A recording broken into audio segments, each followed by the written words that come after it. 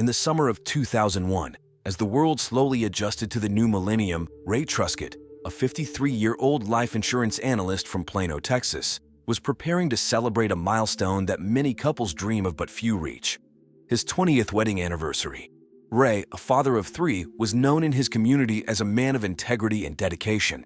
He had built a stable career at New Life Financial, a reputable firm known for its competitive edge in the bustling Dallas-Fort Worth metroplex. A graduate of the University of Texas at Austin, Ray had climbed the ranks through sheer determination and a knack for numbers. His colleagues often described him as the first to arrive and the last to leave the office, a testament to his work ethic. Ray's life at home was no less exemplary. His wife, Dinah, and their children were the center of his world. Neighbors would often see the Truskett family at community events or hear about their travels to places like the Grand Canyon or Disney World, the latter being featured in a 2001 Disney vacation planning VHS that had just been released. Ray's personality was a blend of the analytical mind of an insurance analyst and the warm heart of a family man. He was known for his dry wit, often referencing the latest Dilbert comic strip, which amusingly captured the quirks of corporate culture. His dreams, though, were not confined to spreadsheets and actuarial tables. Ray aspired to see his children graduate from college and to one day retire to a quiet life, perhaps in the Texas Hill Country, where he and Dinah could enjoy their golden years. In the days leading up to his death, Ray was seen in high spirits, even mentioning to his neighbor about his anticipation for the U2 Elevation Tour concert, scheduled for later that year. He had been meticulously planning the anniversary cruise, set to embark from Galveston, Texas, aboard the majestic Voyager of the Seas, a Royal Caribbean vessel famed for its luxurious amenities and scenic routes. Little did anyone know that this journey, meant to celebrate 2 decades of love and commitment, would be his last. On the morning of June 15, 2001, as the Voyager of the Seas, a Royal Caribbean cruise liner, cut through the tranquil waters of the Gulf of Mexico, an unsettling discovery was made that would mar the ship's record of idyllic voyages. It was approximately 7:30 a.m. when the body of Ray Truskett, a 53-year-old life insurance analyst from Plano, Texas, was spotted by a fishing boat, the Sea Sprite, captained by Marcus Caldwell. The vessel, a common sight in these waters, was out for its regular trawl when it stumbled upon the grim scene.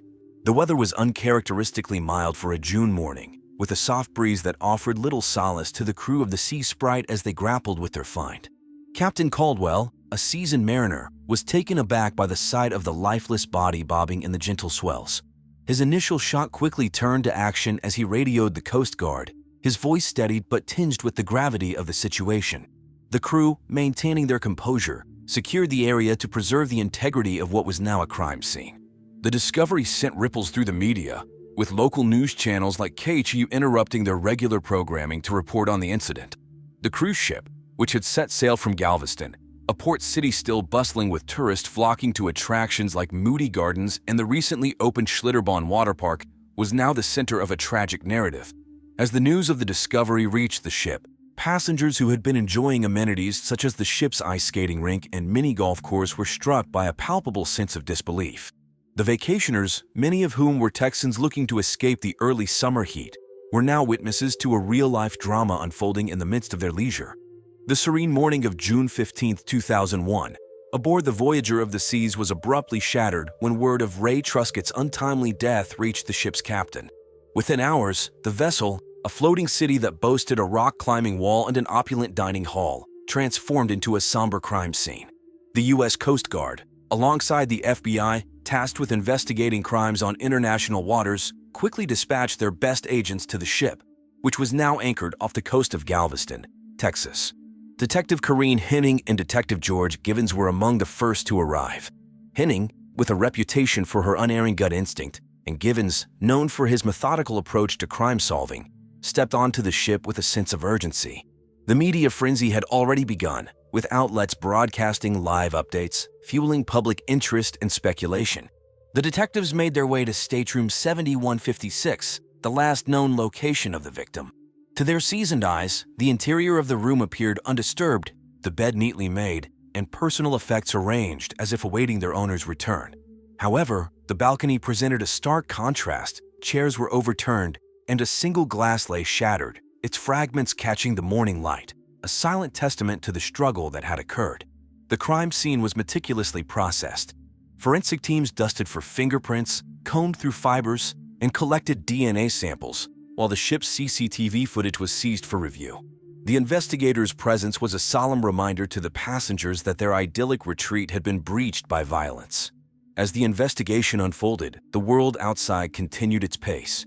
In the background, faint sounds could be heard from the ship's onboard entertainment system, a hit song of the time, now a jarring soundtrack to a tragedy. The detectives, unfazed by the ship's grandeur or the distractions of the media, focused on the grim task at hand, piecing together the final moments of Ray Truskett's life and identifying his killer. As the Voyager of the Seas remained anchored, a mere silhouette against the June sky, the investigation into Ray Truskett's death turned to those closest to him. Dinah Truskett, 51, the victim's wife of 20 years, became the focus of intense scrutiny. Known for her gentle demeanor and her role as a devoted homemaker, Dinah was the archetype of suburban tranquility in Plano, Texas, a city that prided itself on being one of the best places to live in America. According to a CNN Money magazine feature that year, Dinah's life was seemingly filled with PDA meetings and Sunday family barbecues. Her dreams were modest, a happy family, a comfortable home, and the joy of seeing her children succeed. Yet, beneath the veneer of domestic bliss, detectives wondered if there lay a motive for murder. The interrogation was conducted away from the prying eyes of the public, who were busy discussing the case on internet forums, a burgeoning trend in the early 2000s. Detectives Henning and Givens, in a room with views of the endless ocean, questioned Dinah. Her responses were punctuated by moments of confusion and long pauses. She struggled to account for her whereabouts at the time her husband was believed to have been thrown overboard. Her alibi, that she had been asleep in their stateroom, offered little in the way of corroboration. Despite her seemingly oblivious nature, Dinah's reactions during the interrogation raised suspicion. Was her demeanor a mask for something more sinister, or simply the shock of a grieving widow? The detectives took note of her every word and gesture, aware that in cases such as these, the truth was often hidden in plain sight. As the investigation continued, the question remained, was Dinah Truskett a heartbroken spouse or a cunning adversary? The inquiry into Ray Truskett's death intensified as the focus shifted to Bob Hackles, a 56-year-old colleague of the victim. Hackles, a seasoned insurance analyst at New Life Financial, was aboard the Voyager of the Seas with his family. His outward persona was that of an affable family man, yet beneath this facade was a clandestine relationship with Ray that, if exposed, could upend his life. Hackles' presence on the cruise was ostensibly for leisure, alongside his Russian wife, Irina, and their 2 children. However, investigators suspected that his true motive may have been rooted in the tangled web of his secret romantic involvement with the victim. The early 2000s were a time of contrasting attitudes towards such relationships, with television shows like Will and Grace bringing LGBTQ themes into mainstream media. Yet many still faced societal pressures to conform to traditional family structures. During the interrogation, Hackles maintained a calm exterior, answering questions with measured responses. Hackles was unflappable, even as detectives probed for a crack in his composure, seeking to understand the nature of his relationship with Ray and the potential for jealousy or betrayal to have driven him to murder. The police were methodical in their approach, aware that the success of shows like CSI, Crime Scene Investigation, which had captivated audiences with its portrayal of forensic science, had raised public expectations for swift and conclusive detective work. They scrutinized Hackles' alibi, cross-referencing it with witness statements and security footage, determined to uncover whether his calm was a facade for a more turbulent inner turmoil. As the investigation delved deeper, the question loomed, could Bob Hackles, the man who shared whispered confidences and stolen moments with Ray Truskett, be capable of ending the life of the man he loved? On June 17, 2001, 2 days after the discovery of Ray Truskett's body, a new piece of evidence surfaced aboard the Voyager of the Seas. The morning was marked by a gentle Gulf breeze as a crew member, performing routine maintenance along the starboard side of the ship, noticed something unusual. Caught on a piece of protruding metalwork was a fragment of fabric, navy blue, with a distinctive pattern that matched a shirt belonging to Bob Hackles, one of the prime suspects in the case. The finding was a potential turning point in the investigation, a tangible clue in a case that had thus far offered few. The fragment was immediately secured and sent for forensic analysis, with the hope that it might yield DNA or other materials that could link the suspect to the crime scene. The media, always hungry for a new angle on the story, began to speculate on the implications of this development. The FBI agents, well-versed in the nuances of evidence collection and its role in building a case, treated the discovery with the gravity it deserved. The weather, which had been a mix of sun and cloud, seemed to mirror the uncertainty that hung over the ship as passengers and crew alike pondered the significance of the find. As the news of the fabric fragment reached the mainland, it became a topic of discussion on news programs, where anchors dissected the latest developments with legal experts. The cruise ship, once a symbol of escape and relaxation, had become the backdrop for a narrative that was as gripping as any summer blockbuster, with the added weight of real-world consequence. The investigators, for their part, continued their meticulous work, aware that in the world of criminal justice, unlike the instant gratification of winning a game of Who Wants to Be a Millionaire, patience and thoroughness were the keys to uncovering the truth. The investigation's next chapter unfolded as attention turned to Carl Bauhines, a 49-year-old librarian from Largo, Florida, whose connection to Ray Truskett added another layer of complexity to the case. Carl, a seemingly unassuming man, was revealed to have been entwined in a secret romantic liaison with Ray, a fact unknown to both Dinah Truskett and Bob Hackles, the other suspects in this unfolding drama. On board the Voyager of the Seas, Carl's demeanor stood in contrast to the ship's vibrant atmosphere, which typically buzzed with the excitement of vacationing families and couples. His quiet, introspective nature belied the depth of his involvement with Ray, and as the FBI delved into his background, they uncovered a man who dreamed of a life less ordinary. Yearning for acceptance in a world that was just beginning to embrace diversity in love and relationships. In the interview room, Carl's emotions were palpable. He vacillated between anger and profound sadness, his dreams of a future with Ray now irreparably shattered. For Carl, there was no escape from the harsh glare of suspicion that now shone upon him. His responses to the FBI's probing questions were tinged with desperation as he struggled to reconcile his clandestine relationship with the brutal end it had met. As the investigation wore on, the public followed the case with the same fervor as they did the unfolding saga of Gary Condit and Chandra Levy, a scandal that dominated the news cycles. The question on everyone's mind was whether Carl Bauhines, a man who sought solace in the quiet corridors of a library, could be capable of a crime as loud as murder. The investigation aboard the Voyager of the Seas culminated in a revelation that pierced the veil of mystery surrounding Ray Truskett's death. Bob Hackles, a 56-year-old insurance analyst and secret romantic partner of the victim, emerged as the perpetrator. The evidence painstakingly gathered by the FBI pointed irrefutably to a crime of passion, a fatal encounter that transpired against the backdrop of the ship's grandeur in the Gulf of Mexico's expanse. Bob, known for his convivial demeanor and professional success, was a man whose outward life belied the turmoil within. His dreams of a concealed relationship with Ray, free from the scrutiny of society and the constraints of his own family, had been dashed by Ray's intention to leave him for Carl Bauhines. The revelation had ignited a rage in Bob that culminated in a violent confrontation, ending with Ray's body being cast into the ocean's depths. The method was as brutal as it was definitive. Bob had pushed Ray from the balcony of their stateroom after a heated argument. The motive was clear, a mixture of jealousy, fear, and the unbearable prospect of losing Ray to another. The crime, devoid of weapons or premeditation, was an impulsive act that forever altered the course of several lives. As the news of the murderer's identity spread, the story became a subject of intense media scrutiny. Outlets like the Washington Post and the Wall Street Journal typically focused on the economic downturn and the recently introduced tax cuts by President George W. Bush, now found space on their front pages for the sordid details of the case. Bob Hackles, once a respected member of his professional community, now faced the stark reality of his actions. His life, once interwoven with the fabric of Ray's, had unraveled in a moment of uncontrolled fury. The question of why a man would commit such an act hung heavily in the air, a reminder of the fragile nature of the human psyche. The climactic turn in the investigation aboard the Voyager of the Seas came on the morning of June 20, 2001. The skies above Galveston, Texas, were overcast, a somber reflection of the proceedings on the ship below. Bob Hackles, a 56-year-old insurance analyst and the man now known to have ended Ray Truskett's life, was taken into custody. The arrest, executed with precision by the FBI, was the culmination of days of meticulous investigation and evidence gathering. Hackles, who had maintained a veneer of composure throughout the interrogation process, met his fate with a quiet resignation.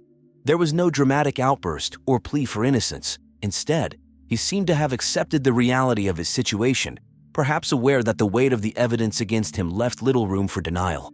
The news of the arrest spread rapidly, with networks breaking into their regular programming to report the latest development. As Hackles was escorted off the ship in handcuffs, the passengers, who had been enjoying amenities like the ship's casino and Broadway-style shows, were now silent witnesses to the stark reality of justice being served. The atmosphere was charged with a mix of relief and morbid curiosity. Dinah Truskett and her children, who had boarded the cruise to celebrate a milestone anniversary, were left to grapple with a complex mix of emotions. The revelation of Ray's secret life and the identity of his killer had torn through their family, leaving them to face a future marred by tragedy and public scrutiny. The trial of Bob Hackles, set against the backdrop of a post-Y2K America grappling with the tremors of a shifting global landscape, commenced with the gravity befitting a case that had captured the nation's attention. The courtroom, often a stage for the dramas of human conflict, was packed with journalists, each racing to feed the public's appetite for updates, much like the frenzy surrounding the release of Apple's iPod later that year. A device that promised to revolutionize the way we consumed media. Prosecutor Angelo Argelia, a seasoned attorney with a reputation for his relentless pursuit of justice, presented a narrative of betrayal and jealousy that had culminated in the tragic death of Ray Truskett. He painted Hackles as a man whose facade of normalcy was shattered by the revelation of his secret relationship and the prospect of its end. The defense, led by the astute Janet Pringles, countered with an appeal to the jury's sense of compassion, framing Hackles' actions as those of a man driven to the brink by emotional turmoil, not unlike the characters in the popular primetime drama The Sopranos, which delved into the complexities of the human psyche. As the trial unfolded, the victims' families sat in the gallery, their presence a silent testament to their loss. The emotional toll on Dinah Truskett and her children was palpable, their grief compounded by the media circus that had descended upon their private tragedy. The verdict, when it came, was unanimous: guilty. The sentencing followed, with Hackles receiving a punishment that some deemed harsh, others lenient, but all recognized as the irreversible conclusion to a series of irrevocable choices. The courtroom, which had been a crucible of tension, released a collective breath as justice was pronounced. The aftermath of the verdict rippled through the Truskett family and friends, their reactions a mosaic of relief, vindication, and unending sorrow. The case, which had unfolded alongside the country's preoccupation with events like the brewing storm over the Enron scandal, left an indelible mark on all who had been touched by it. In the wake of the trial that concluded with Bob Hackles' conviction, the individuals connected to the tragedy aboard the Voyager of the Seas began the arduous process of moving forward. The Truskett family, their private grief made public, sought solace in the routines of daily life. Dinah Truskett, once planning for an anniversary celebration, now faced the daunting task of rebuilding her family's world without Ray. The children grappled with the dual loss of their father and the family's untarnished image. Detective Corinne Henning and Detective George Gibbons, the law enforcement duo who had pieced together the case, continued their careers with the FBI, each carrying the weight of the Truskett case as a somber reminder of the complexities hidden within human relationships. The case had tested their resolve and proven their dedication to uncovering the truth. Carl Bauhein's return to his life in Largo, Florida, his brief and secret romance with Ray now a closed chapter, its details buried in court documents and news archives. He sought anonymity, a return to the quietude of his profession, away from the sensationalism that had briefly thrust him into the public eye. The world outside, meanwhile, carried on at its relentless pace. The stock market, which had been in a state of flux since the dot-com bubble burst, continued to ebb and flow, a reflection of the nation's economic uncertainties. Brands like Nokia and Motorola dominated the mobile phone market, their devices a ubiquitous presence in the hands of those eager to stay connected in an increasingly digital age. As the years passed, the memory of the case faded from the public consciousness, replaced by new headlines and scandals. Yet for those directly affected by the tragedy, the echoes of the past remained. They moved through their lives, each day a step further from the events on the ship, but forever aware of the indelible mark left by the case of Ray Truskett. As we close this chapter of True Crime Case Files, we're reminded of the unpredictable nature of the human heart.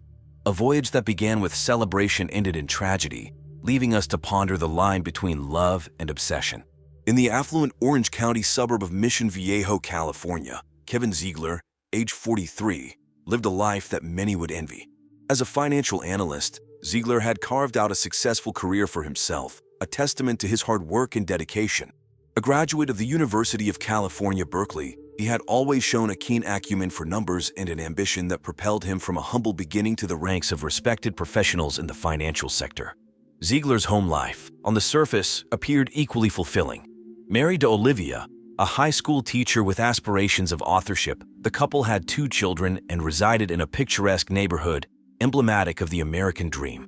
They were often seen at local spots, enjoying the community's offerings, from the serene Lake Mission Viejo to the bustling shops at Mission Viejo, where the family could be spotted on weekends browsing through the latest releases at Barnes & Noble or enjoying a meal at one of the local eateries.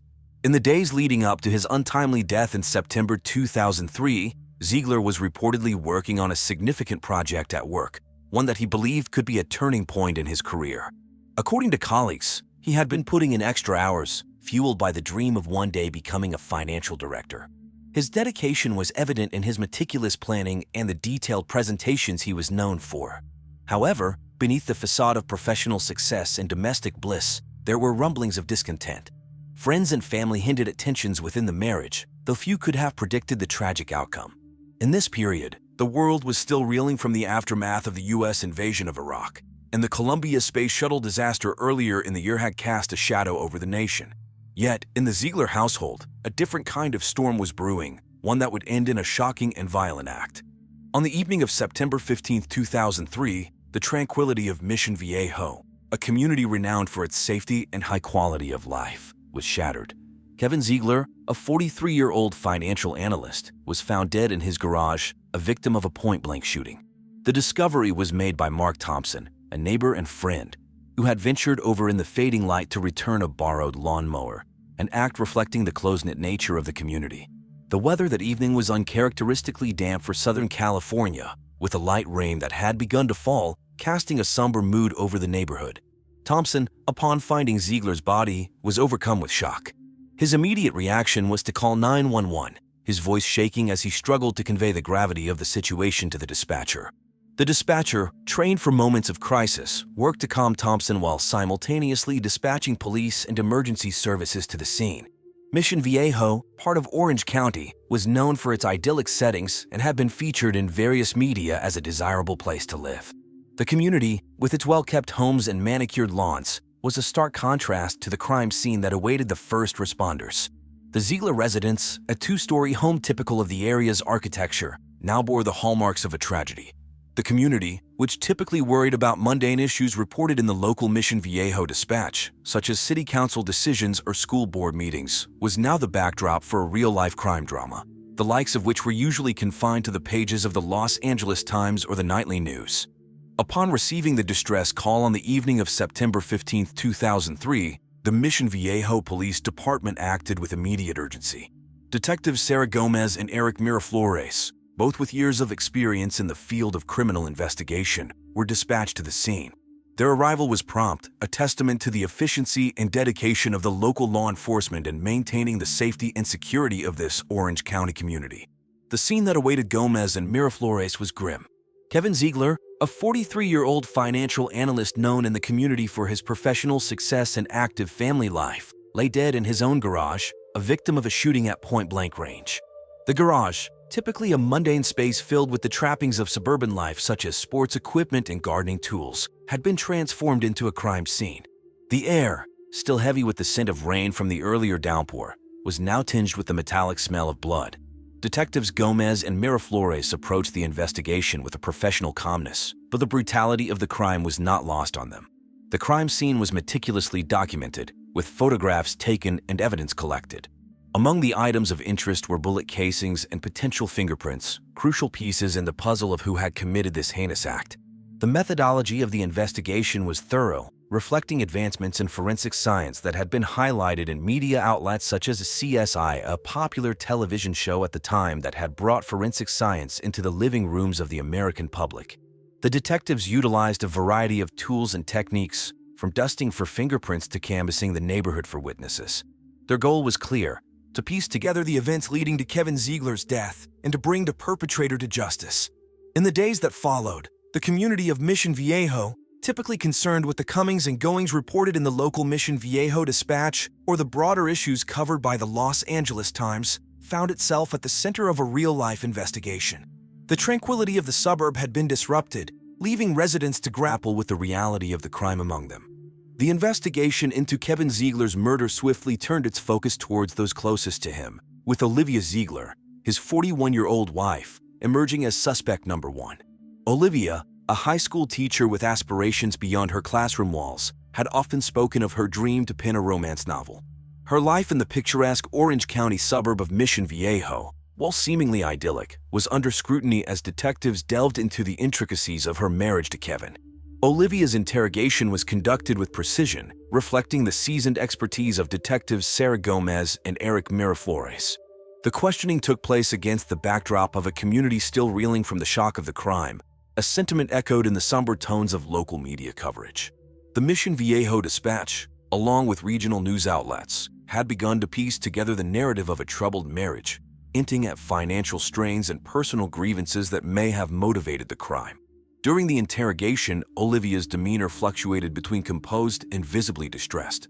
She vehemently denied any involvement in her husband's death, her voice firm yet tinged with emotion as she recounted the details of their life together. Her aspirations, once centered around literary success, were now overshadowed by the grim reality of her situation.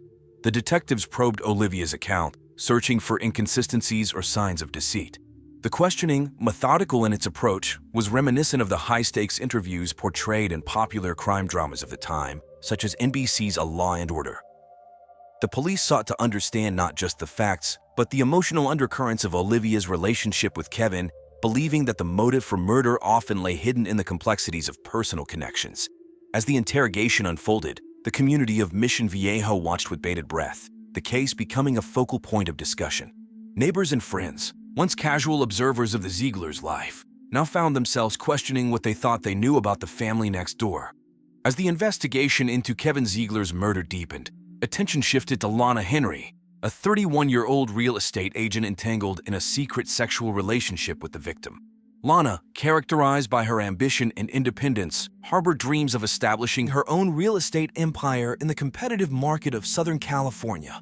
Her involvement with Kevin, however, cast a shadow over her professional aspirations, drawing her into a narrative far removed from the glossy listings and upscale open houses that defined her career. The interrogation of Lana Henry was conducted with a keen awareness of the delicate balance between personal and professional lives in affluent communities like Mission Viejo.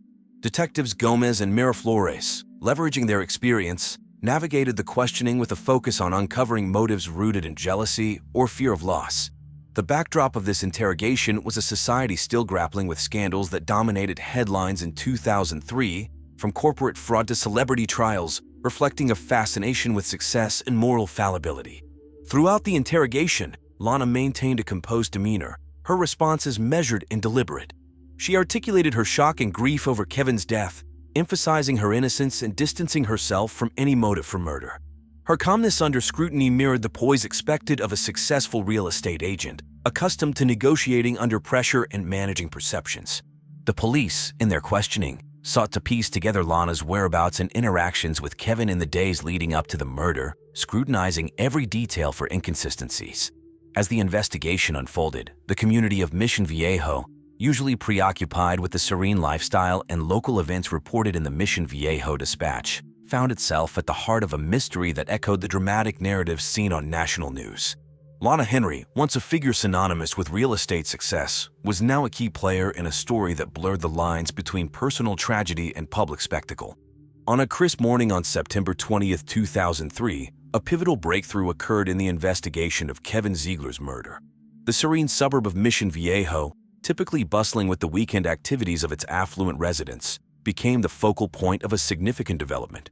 A local pawn shop, nestled among the array of businesses catering to the community's upscale clientele, reported a suspicious transaction that would alter the course of the investigation.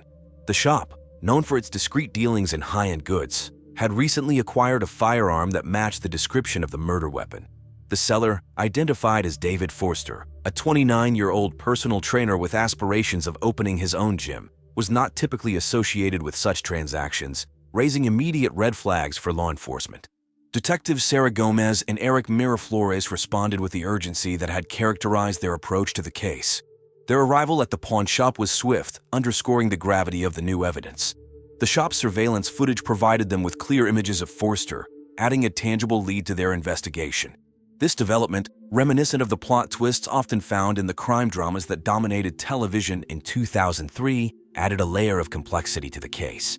The discovery prompted a reevaluation of the relationships and motives surrounding Kevin Ziegler's murder. Forster, previously on the periphery of the investigation, was now a central figure. His connection to Olivia Ziegler, revealed through further probing, suggested a web of personal entanglements that could provide a motive for the crime. As the news of the breakthrough spread, the community of Mission Viejo, usually insulated from the kind of violence that grabs national headlines, found itself at the center of a narrative filled with intrigue and betrayal. The local media, including the Mission Viejo Dispatch, closely followed the developments, capturing the attention of residents who were unaccustomed to such disruptions in their peaceful enclave. With the investigation's focus shifting towards David Forster following the pawn shop revelation, the Mission Viejo Police Department intensified their efforts. David, a 29-year-old personal trainer with entrepreneurial dreams of starting his own fitness center, found himself under the harsh glare of the law. His illicit sexual relationship with Olivia Ziegler, once a private affair, became a critical element of the case, suggesting a complex motive rooted in personal connections and emotional entanglements. The interrogation of David Forster was conducted against a backdrop of increasing media attention. As details of the case emerged, local outlets like the Mission Viejo Dispatch and regional news sources began to draw parallels between this real-life drama and the intricate plots of popular crime shows which were captivating audiences in 2003. The community of Mission Viejo, typically more concerned with local events and lifestyle features, found itself at the center of a narrative that combined elements of passion, betrayal, and violence. During questioning, David's responses vacillated between moments of anger and profound despair, reflecting the emotional turmoil of being implicated in such a grave crime. His demeanor, at times defensive, provided investigators with insights into his psychological state and the nature of his relationship with Olivia. The interrogation process, meticulous in its execution, sought to unravel the sequence of events leading up to Kevin Ziegler's murder, with David's potential motive scrutinized under the lens of forensic evidence and behavioral analysis. As the case unfolded, the tranquil suburb of Mission Viejo became the backdrop for a story that resonated with themes of love, jealousy, and revenge, capturing the attention of a community unaccustomed to such disruptions. The investigation into David Forster's involvement, propelled by the discovery of new evidence, marked a turning point in the case, drawing connections between personal vendettas and the act of murder. As the investigation into Kevin Ziegler's murder progressed, the pieces of the puzzle began to coalesce, centering on David Forster as the perpetrator. A 29-year-old personal trainer with aspirations of opening his own gym, Forster's involvement in the crime was initially obscured by his peripheral presence in the victim's life. However, his relationship with Olivia Ziegler, the victim's wife, emerged as a critical axis around which the motive for the murder revolved. The revelation that Olivia had manipulated Forster with fabricated tales of abuse at the hands of her husband added a layer of complexity to the case. She painted a grim picture of her life with Kevin, alleging torture with knives and fire, thereby inciting Forster to commit the ultimate act of violence. This manipulation, rooted in deceit, highlighted the dark underbelly of personal relationships and the lengths to which individuals might go to extricate themselves from undesirable situations. Forster, driven by a misplaced sense of heroism and protective fervor, carried out the murder, shooting Kevin Ziegler point-blank upon his return home. This act of violence, executed with chilling precision, was the culmination of a series of manipulations and lies that blurred the lines between victim and perpetrator. The community of Mission Viejo, nestled in the heart of Orange County and typically insulated from the violent upheavals that grip other parts of the country, found itself grappling with the reality of a murder rooted in domestic discord. The case, with its twists and turns, bore resemblance to a soap opera or telenovela. However, for the residents of Mission Viejo, the murder of Kevin Ziegler was a stark reminder of the fragility of the veneer of suburban tranquility. As the investigation drew to a close, the motives and actions of David Forster and Olivia Ziegler were laid bare, revealing a tangled web of emotions and deceit that led to a tragic end. On the morning of September 25, 2003, the quiet streets of Mission Viejo were disrupted by the sound of police sirens as law enforcement moved to arrest David Forster, the man now identified as Kevin Ziegler's murderer. The arrest, conducted with the precision and seriousness characteristic of the Mission Viejo Police Department, marked a pivotal moment in a case that had gripped the community. David Forster, a 29-year-old personal trainer whose aspirations of opening his own gym had been overshadowed by his involvement in a deadly love triangle, was taken into custody without incident. His reaction to the arrest was one of surprise and resignation, as if the weight of his actions had finally settled upon him. Alongside Forster, Olivia Ziegler, the mastermind behind the tragic plot, was also arrested, her role as the instigator of her husband's murder now fully exposed. The reaction of Kevin Ziegler's family to the arrest was a complex mix of relief and profound grief. While justice was being served, it did little to fill the void left by Kevin's untimely death. The community, too, was left to grapple with the unsettling reality that such a heinous act could occur in their seemingly peaceful suburb. Local media outlets, including the Mission Viejo Dispatch, covered the arrest extensively, reflecting the shock and sadness felt by many. As the case moved towards trial, the actions and motivations of David Forster and Olivia Ziegler were scrutinized, offering a cautionary tale about the destructive power of deceit and manipulation. The arrest of the perpetrators brought a sense of closure to some, but for others, it was a stark reminder of the fragility of life and the complexity of human relationships. The trial of David Forster and Olivia Ziegler for the murder of Kevin Ziegler unfolded in a courtroom filled with tension, anticipation, and the heavy weight of grief. As the proceedings began, the prosecutor, Angie Hashimoto, a seasoned attorney known for her meticulous preparation and unwavering commitment to justice, presented a compelling case against the defendants. Hart's argument painted a vivid picture of a premeditated murder, orchestrated by Olivia and executed by David, rooted in deception and betrayal. On the defense side, Michael Choi, a defense attorney with a reputation for his persuasive courtroom demeanor and strategic acumen, argued on behalf of Forster and Olivia. Evans sought to frame his client's actions within the context of emotional manipulation and psychological distress, suggesting that the complex dynamics of their relationships had clouded their judgment. The trial, closely followed by local media, echoed the public's fascination with true crime stories and real-life cases covered in the news. The community of Mission Viejo, still reeling from the shock of the murder in their midst, watched as the legal drama unfolded, bearing witness to the unraveling of a tragedy that had struck at the heart of their suburban tranquility. In the end, the jury delivered a guilty verdict for both David Forster and Olivia Ziegler, sentencing them to life in prison without the possibility of parole. The verdict was met with mixed emotions, relief that justice had been served, but sorrow for the lives irrevocably changed by the crime. Kevin Ziegler's family, while grateful for the legal resolution, mourned the loss of a husband, father, and son, whose absence left a void no verdict could fill. The trial's conclusion marked the end of a chapter for the community of Mission Viejo, but the story of Kevin Ziegler's murder remained a somber reminder of the darkness that can lurk behind the facade of a perfect life. In the aftermath of the trial that captivated the community of Mission Viejo, the lives of those involved in the case of Kevin Ziegler's murder began to slowly adjust to a new normal. The conviction and sentencing of David Forster and Olivia Ziegler to life without parole brought a sense of closure to a saga that had unfolded with the intensity of the crime dramas that were popular in the early 2000s, such as CSI and A Law and Order. Yet, the reality of the situation left a lasting impact on the community, a stark reminder of the fragility of trust and the depths of human complexity. Detectives Sarah Gomez and Eric Miraflores, who had been at the forefront of the investigation, continued their work with the Mission Viejo Police Department, their experience with the case adding a somber layer of wisdom to their approach to law enforcement. The case had not only tested their investigative skills, but also offered a poignant lesson in the unpredictable nature of human emotions and motivations. For the family of Kevin Ziegler, life moved forward amidst the shadow of loss.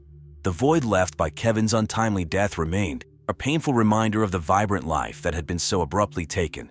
Yet, in their grief, they found strength in each other and in the support of a community that had rallied around them during their time of need. The community of Mission Viejo, known for its serene lifestyle and picturesque surroundings, had been shaken by the events that transpired. Local media, including the Mission Viejo Dispatch, which had closely followed the case, continued to reflect on the lessons learned and the questions raised about safety, trust, and the hidden turmoil that can exist behind closed doors. As the years passed, the case of Kevin Ziegler's murder remained a touchstone for discussions about crime and justice in suburban America. For those directly affected, the journey towards healing and understanding continued, a testament to the resilience of the human spirit in the face of tragedy.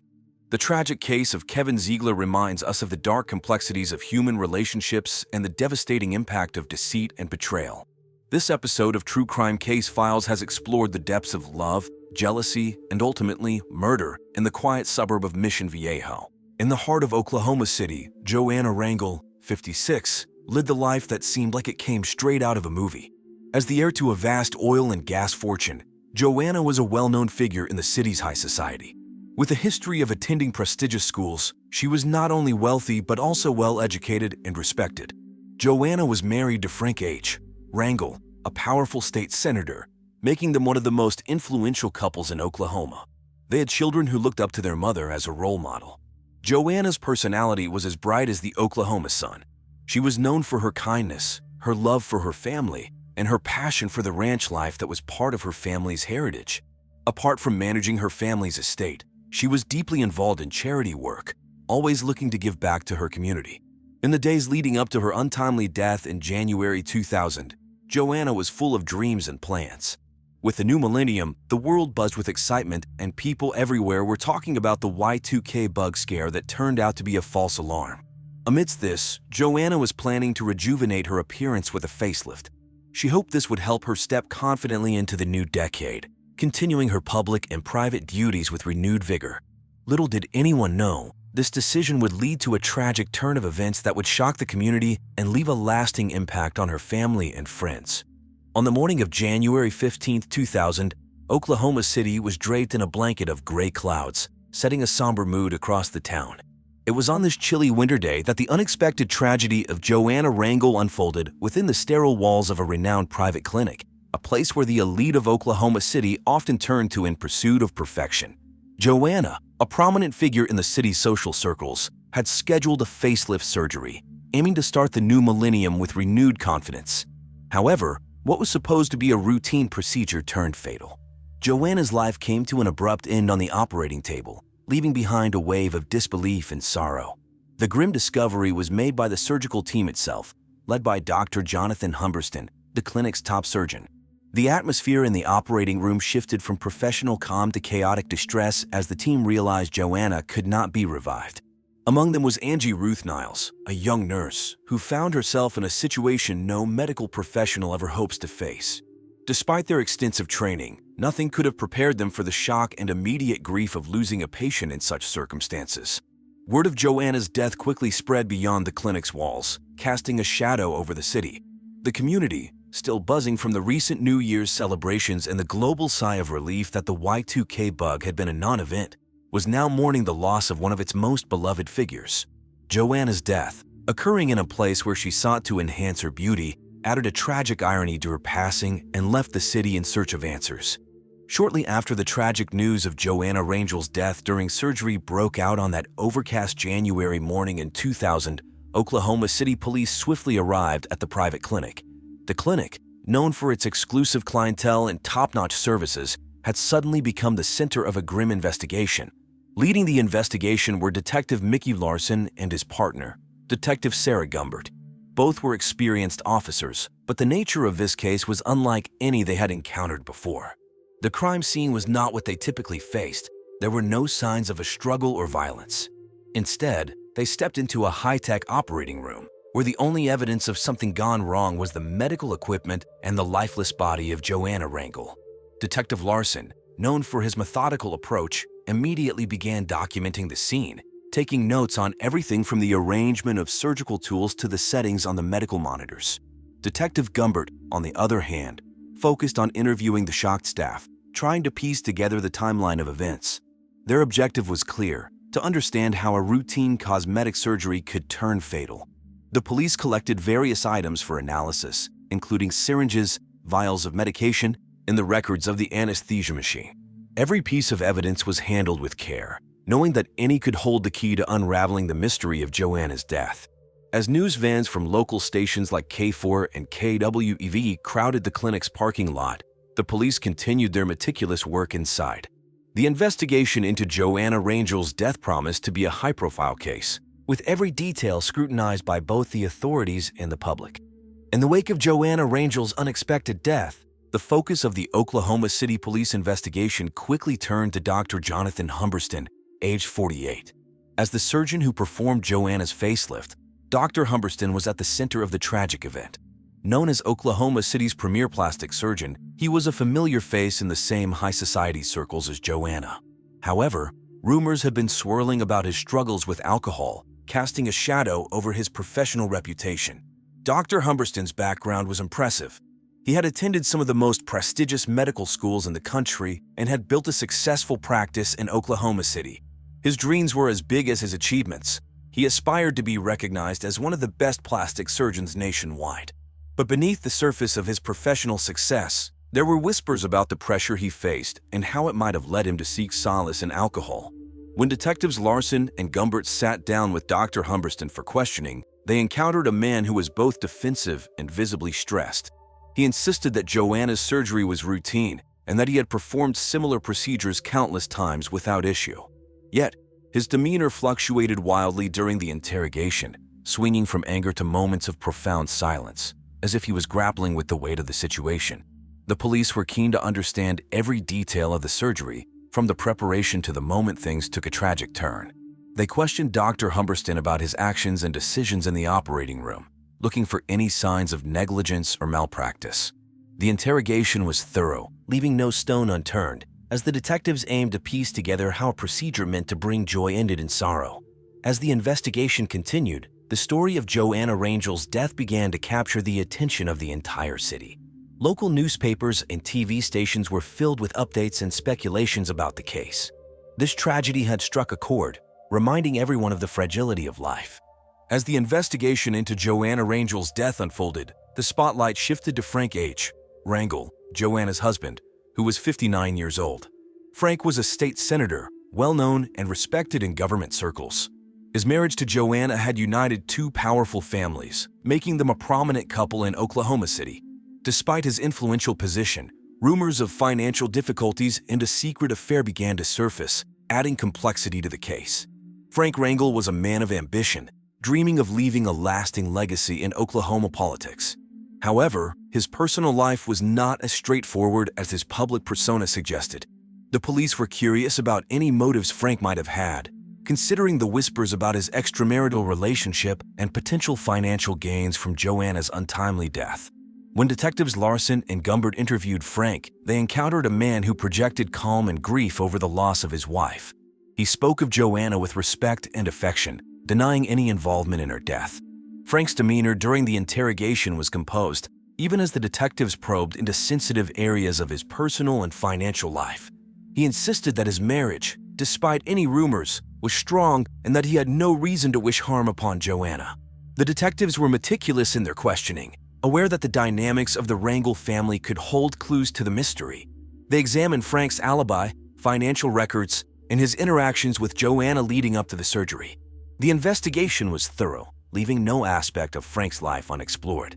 The case garnered media attention, and the intrigue of a high-profile investigation, combined with the drama of personal and political scandals, captivated the city.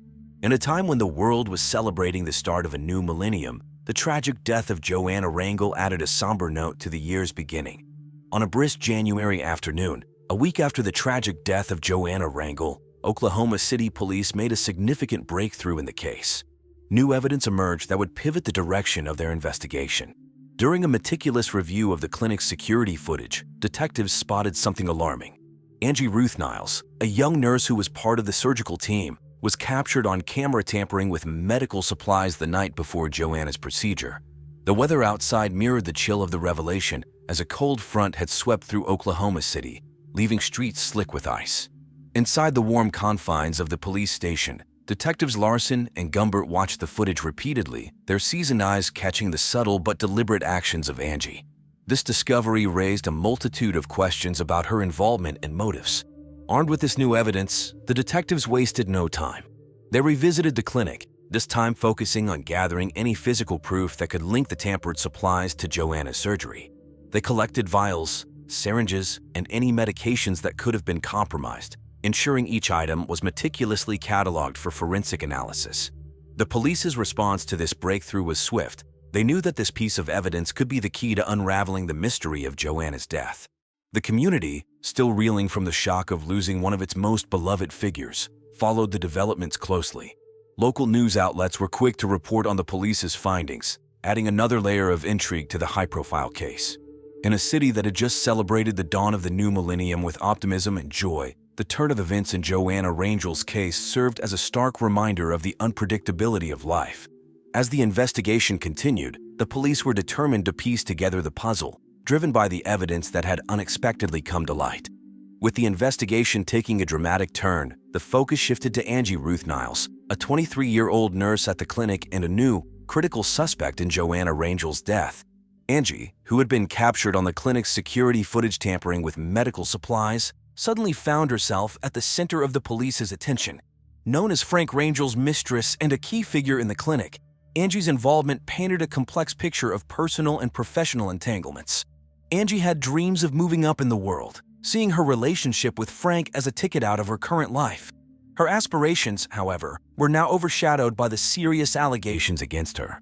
When detectives Larson and Gumbert brought Angie in for questioning, they encountered a young woman whose demeanor oscillated between nervousness and defiance.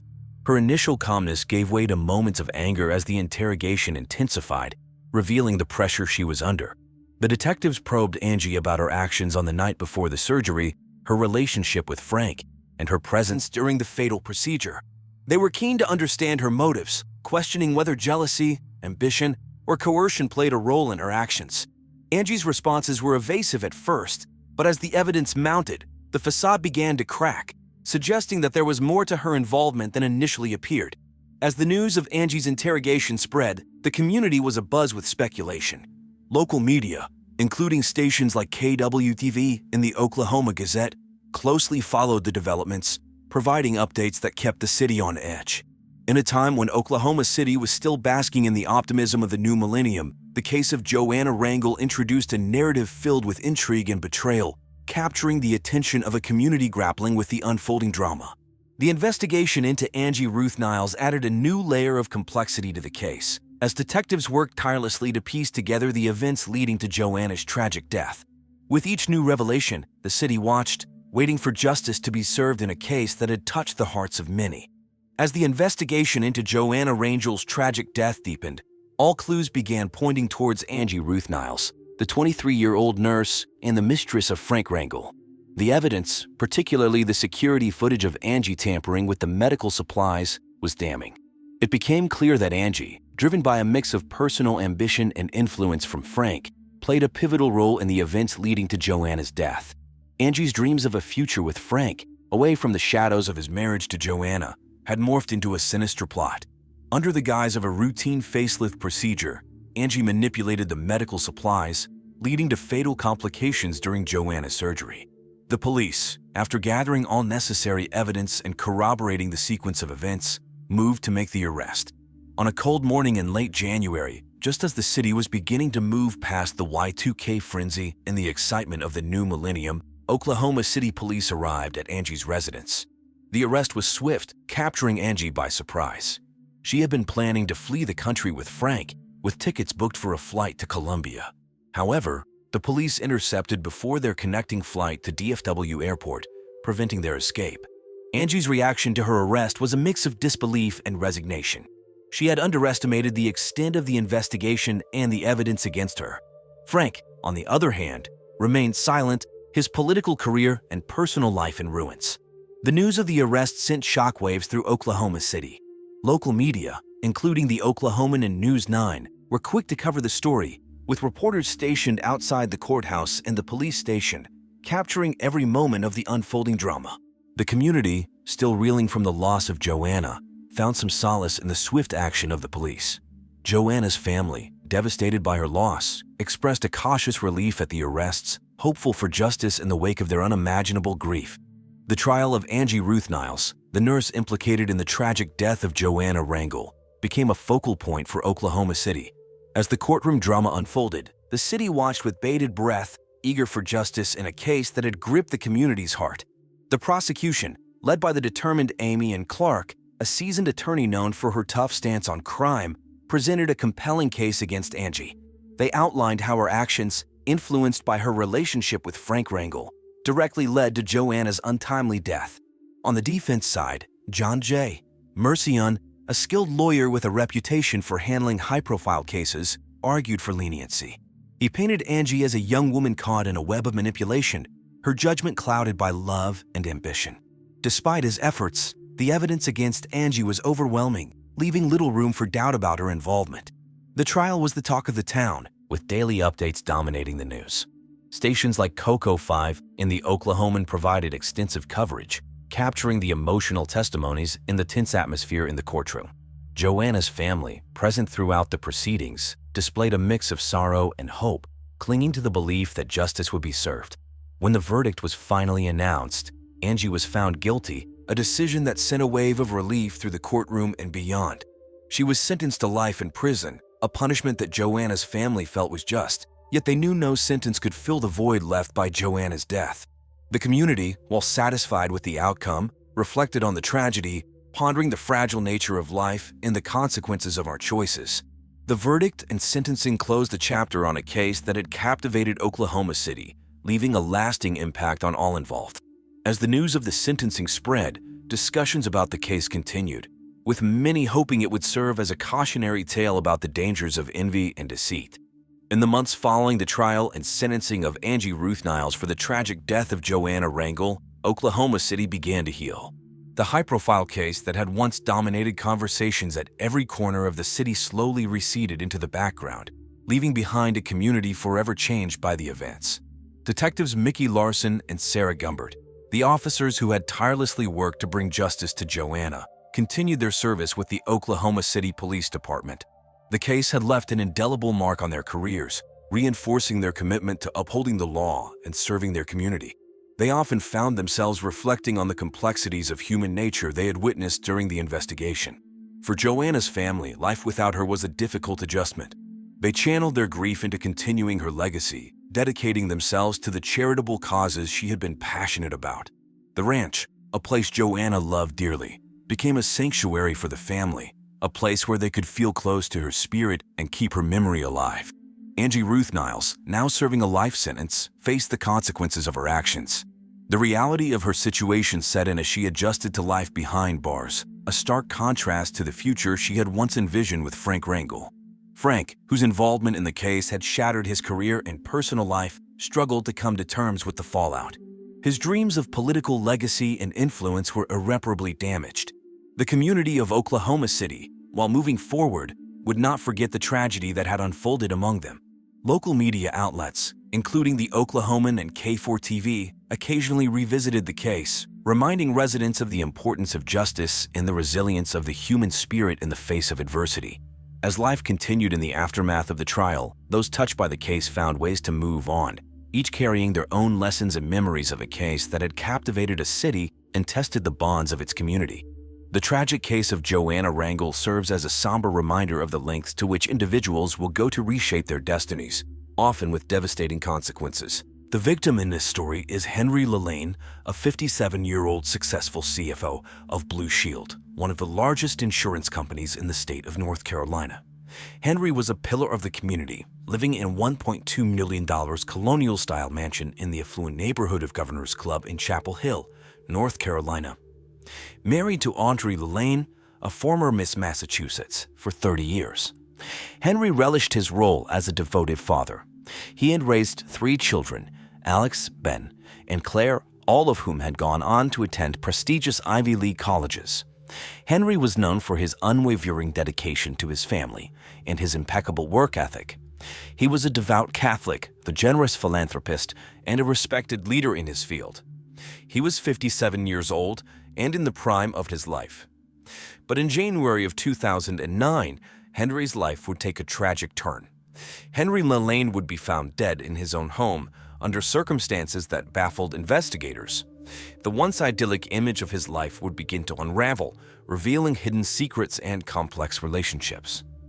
Who killed Henry Lillane and why? How did the killer get into his secure home, and how did he escape without leaving any traces? What secrets did Henry hide behind his perfect facade, and what clues did he leave behind? This is the story of Henry Lillane, a man who had everything and lost it all in a matter of seconds. The morning of January 19, 2009 was supposed to be a normal day for Henry Lillane, a 57-year-old CFO of a leading insurance company in Chapel Hill, North Carolina. He had woken up early, as usual, and headed to his home office to check his emails and prepare for a conference call. He had a busy schedule ahead of him, but he was looking forward to spending the weekend with his wife, Audrey, who was returning from a trip to Boston to visit her sister. But Henry's plans were abruptly cut short by a deadly intruder. Sometime between 8 and 9 a.m., someone entered Henry's office through a broken window on the ground floor of the building. The intruder climbed the stairs to the second floor, where Henry's office was located, and shot him once in the chest with a 9mm handgun. The bullet pierced Henry's heart, killing him instantly. The intruder then fled the scene, leaving behind no clues or motives. Henry's body was discovered by Audrey, who arrived home around 9:30 a.m. She had taken a taxi from the airport, as Henry had told her he would be busy and couldn't pick her up. She entered the house through the front door, using her spare key, and called out for Henry. When she got no answer, she went upstairs to his office, thinking he might be on the phone. She opened the door and saw him slumped in his chair, blood staining his shirt. His computer was still on, showing a Word document with some financial figures. She screamed and called 911. The police would arrive within minutes and cordoned off the crime scene, baffled by the motiveless murder of Henry Lane. Who would want to kill such a successful and beloved person? Was it a random act of violence or a carefully planned assassination? And how did the killer manage to escape without being seen or heard? These were the questions that haunted everyone as they tried to unravel the mystery of Henry's death. As the news of Henry Lane's death spread, the Chapel Hill community was stunned and saddened. Henry was a respected and successful CFO of a major insurance company, as well as a loving husband and father of 3. He had no known enemies or troubles, and his life seemed perfect. Who would want to kill him, and why? The police, led by Detective George Drankles, were determined to find out. They arrived at Henry's house shortly after his wife, Audrey, called 911. She'd have found him dead in his home office, shot in the chest, with his computer still on. She had just returned from a trip to Boston, where she had visited her sister. She told the police that Henry had stayed behind to work and that they had spoken on the phone the night before. She said he sounded normal and happy and that he had no plans to meet anyone that morning. The police searched the house and the office, looking for clues. They found no signs of forced entry, except for a broken window on the ground floor near the back door. The window was covered by a curtain, and the police speculated that the killer had used it to enter and exit the building. However, nothing was missing or disturbed. Henry's wallet, laptop, cell phone, and other valuables were all in place. The police also found no fingerprints, DNA, or other traces of the killer. The only piece of evidence they had was the bullet that had killed Henry. It was a 9mm round, fired from a handgun. The police ran a ballistics test, hoping to match it to a registered weapon, but the results came back negative. The gun was either unregistered or had been modified to avoid detection. The police interviewed Henry's coworkers, neighbors, friends, and family, hoping to find a motive or a suspect. They learned that Henry was a hard-working and honest businessman who had worked for the same insurance company for over 20 years. He had risen through the ranks to become the CFO, earning a 6-figure salary and a reputation for integrity. He had no conflicts or disputes with anyone at work, as far as anyone knew. He was also a devoted family man who had raised 3 children with Audrey, his wife of 30 years. All of his children had graduated from Ivy League colleges and were pursuing their own careers. Henry had a close relationship with all of them and was proud of their achievements. He also had a large circle of friends who described him as generous, kind, and fun-loving. He had no vices or secrets as far as anyone knew. He was a model citizen who had everything to live for. The police were baffled by the seemingly motiveless murder of Henry Lane. They had no leads, no suspects, no witnesses. Just a dead body, a bullet, and a broken window. They had a mystery that defied explanation and a case that would haunt them until it was solved. As the police searched for clues and motives in the murder of Henry Lane, they turned their attention to his wife, Audrey Lane. Audrey, a 52-year-old homemaker and mother of 3, had been married to Henry for 30 years. Audrey had supported Henry's career while raising their 3 children who had all followed in their father's footsteps and attended Ivy League colleges. Audrey and Henry seemed to have a happy and stable marriage with no signs of trouble or infidelity. Audrey had an alibi for the morning of the murder. She had been in Boston visiting her sister, who had recently undergone surgery for cancer. She had flown back to Chapel Hill on the same day, taking a taxi from the airport to her house.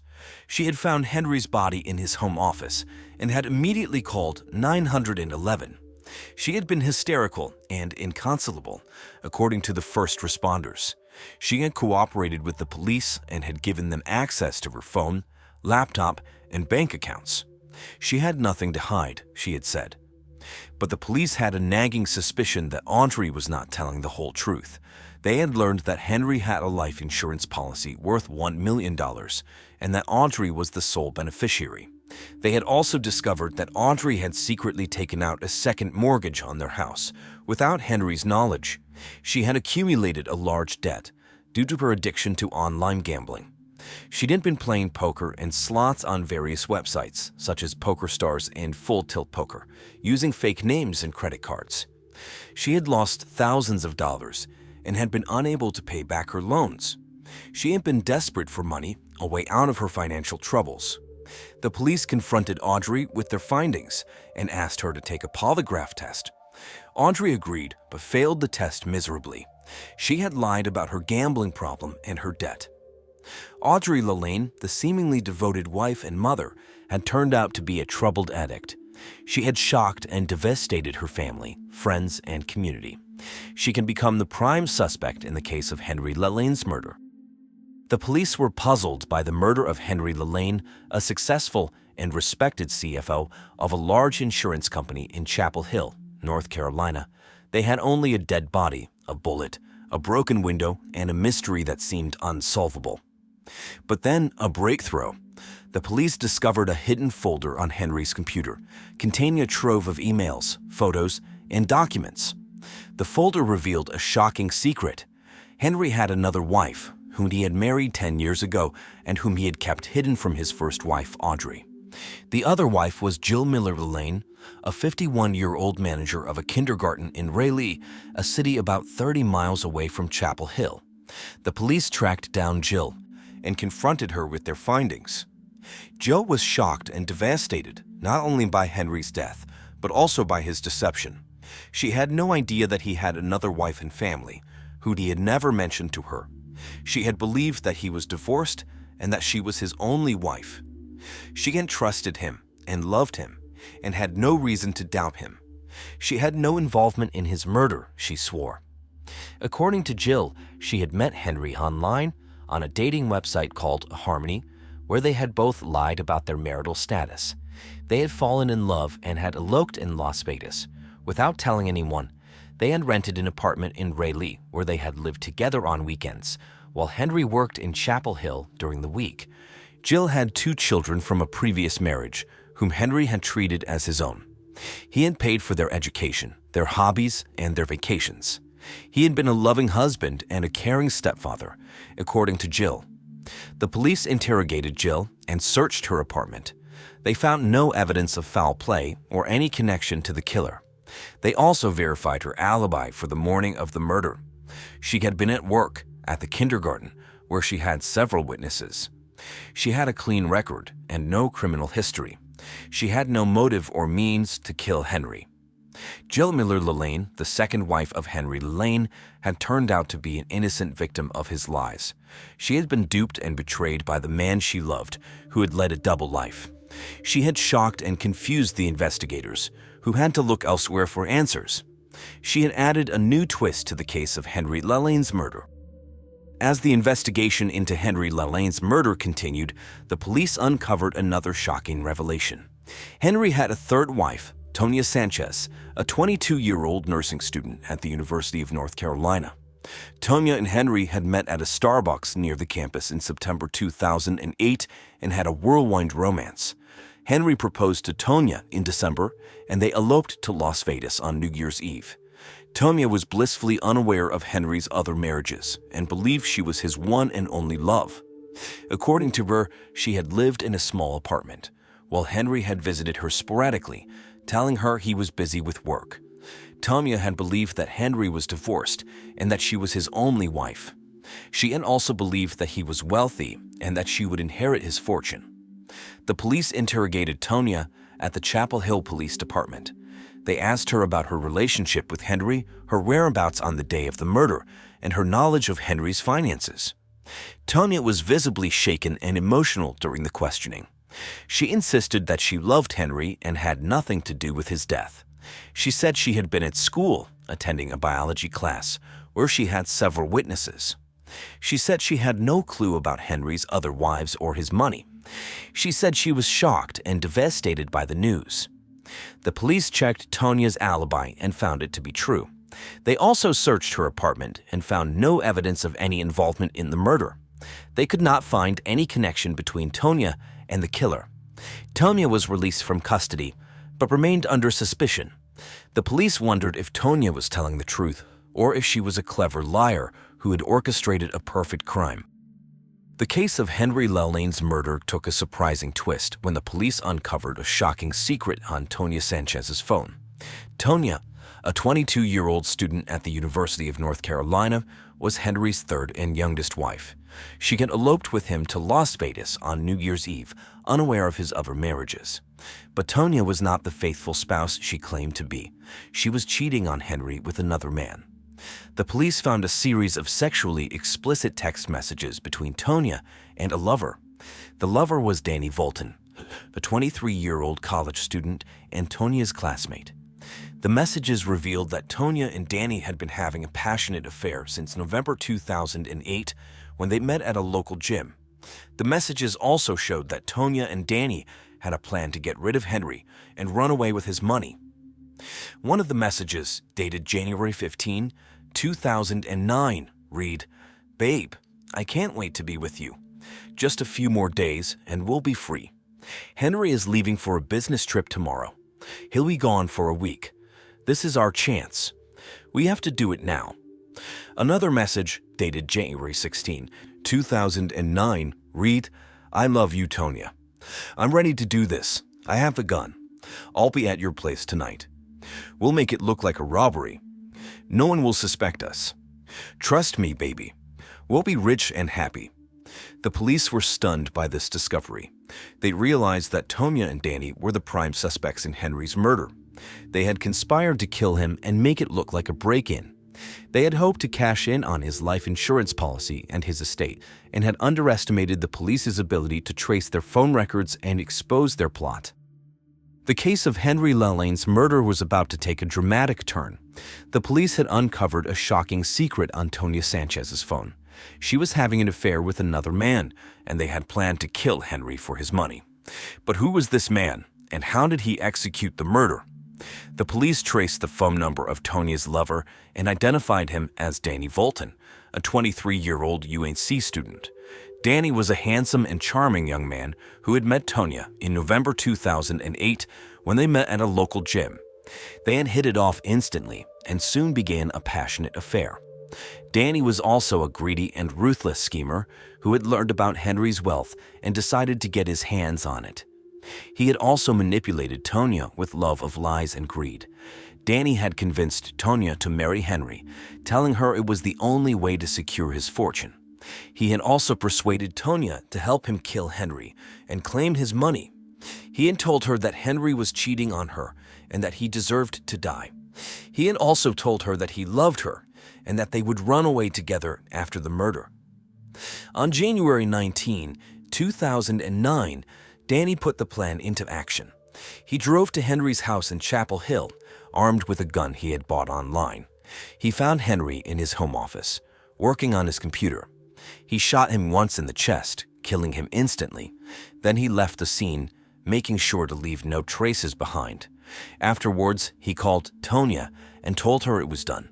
They celebrated their success and looked forward to their wealthy future together. But their future was short-lived. The police traced Danny's phone and found him at his dorm room. They arrested him and searched his room. They found the 9mm handgun that had killed Henry, hidden under his bed. They also found a plane ticket to Colombia, booked for the next day. Danny had planned to escape with Tonya after killing Henry, but his plan had failed and he had been caught. The police had solved the case of Henry Lallane's murder, but the victim's family was left with a bitter taste. They had learned that Henry had betrayed them with his bigamy, and that he had been killed by his greedy and unfaithful wife and her lover. They felt a mix of relief and anguish as they tried to cope with the loss of their father and husband. The case of Henry Lallane's murder reached its climax in the courtroom. The prosecution, led by District Attorney Isabel Meters, a seasoned and respected lawyer, built a strong case against Danny Volton, the 23-year-old UNC student who had killed Henry for his money. Mears presented the evidence of Danny's affair with Tonya Sanchez, Henry's bigamous third wife, and their plan to murder him and inherit his fortune. Mears also showed the jury the sexually explicit text messages between Danny and Tonya, which revealed their motive and their method. Mears argued that Danny was a cold-blooded and greedy killer who had no remorse for his actions. The defense, represented by Stephen McPherson, a renowned and aggressive attorney, tried to cast doubt on the prosecution's case. McPherson challenged the validity of the phone records, claiming they could have been tampered with. McPherson also suggested that Tonya was the real mastermind behind the murder and that Danny was a knave and manipulated lover who had been coerced into killing Henry. McPherson appealed to the jury's sympathy, portraying Danny as a young and impressionable man who had made a terrible mistake. The trial lasted for 2 weeks and was closely followed by the public. The victim's family attended every day of the trial, hoping for justice.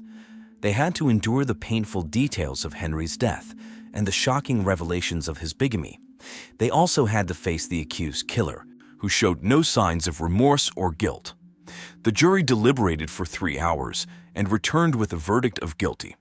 Danny Volton was convicted of first-degree murder and sentenced to life in prison without the possibility of parole.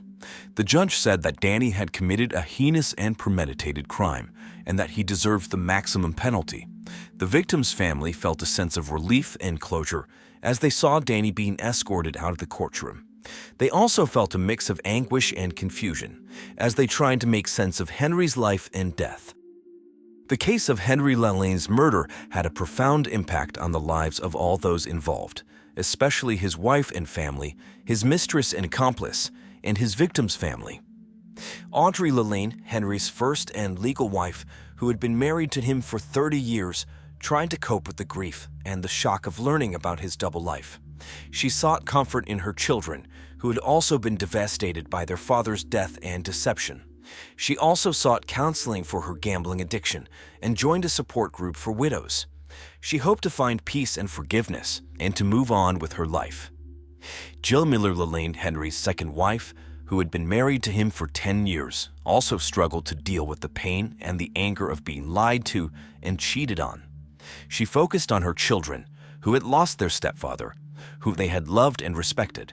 She also focused on her work as the manager of a kindergarten in Raleigh, where she found joy and purpose in helping young children. She hoped to heal and to find love again and to put the past behind her. Tonya Sanchez, Henry's third and youngest wife, who had been married to him for 6 months, faced the consequences of her actions and her choices. She had been an accomplice to murder and had betrayed and killed the man she had married.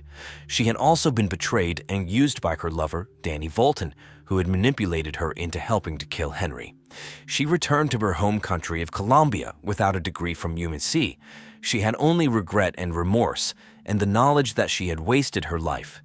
The community, which had been shocked and saddened by the murder, tried to recover and to learn from the tragedy. They realized that appearances can be deceiving and that people can have dark and hidden sides. They also realized that greed and lust can lead to violence and death. They hoped to find wisdom and compassion and to prevent such crimes from happening again.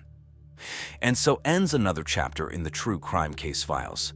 The chilling case of Henry Lallane's murder serves as a reminder of the darkness that can lurk beneath the surface of seemingly idyllic lives. Join us next time as we delve into another perplexing criminal mystery. The first victim was Dana Carlisle, an 84-year-old woman who had a remarkable life story. Born in Flint, Michigan, in 1920, Dana grew up in a working-class family during the Great Depression. She had a natural talent for nursing and enrolled in the Army Nurse Corps at the age of 18. She was deployed to Europe during World War II, where she witnessed the horrors of war firsthand. She was one of the few nurses who survived the Battle of the Bulge, the deadliest battle in American history. She received several medals for her bravery and service. After the war, Dana continued her nursing career and worked in various hospitals and clinics across the country. She married her high school sweetheart, Frank Carlisle, and had 2 children, Mark and Lisa.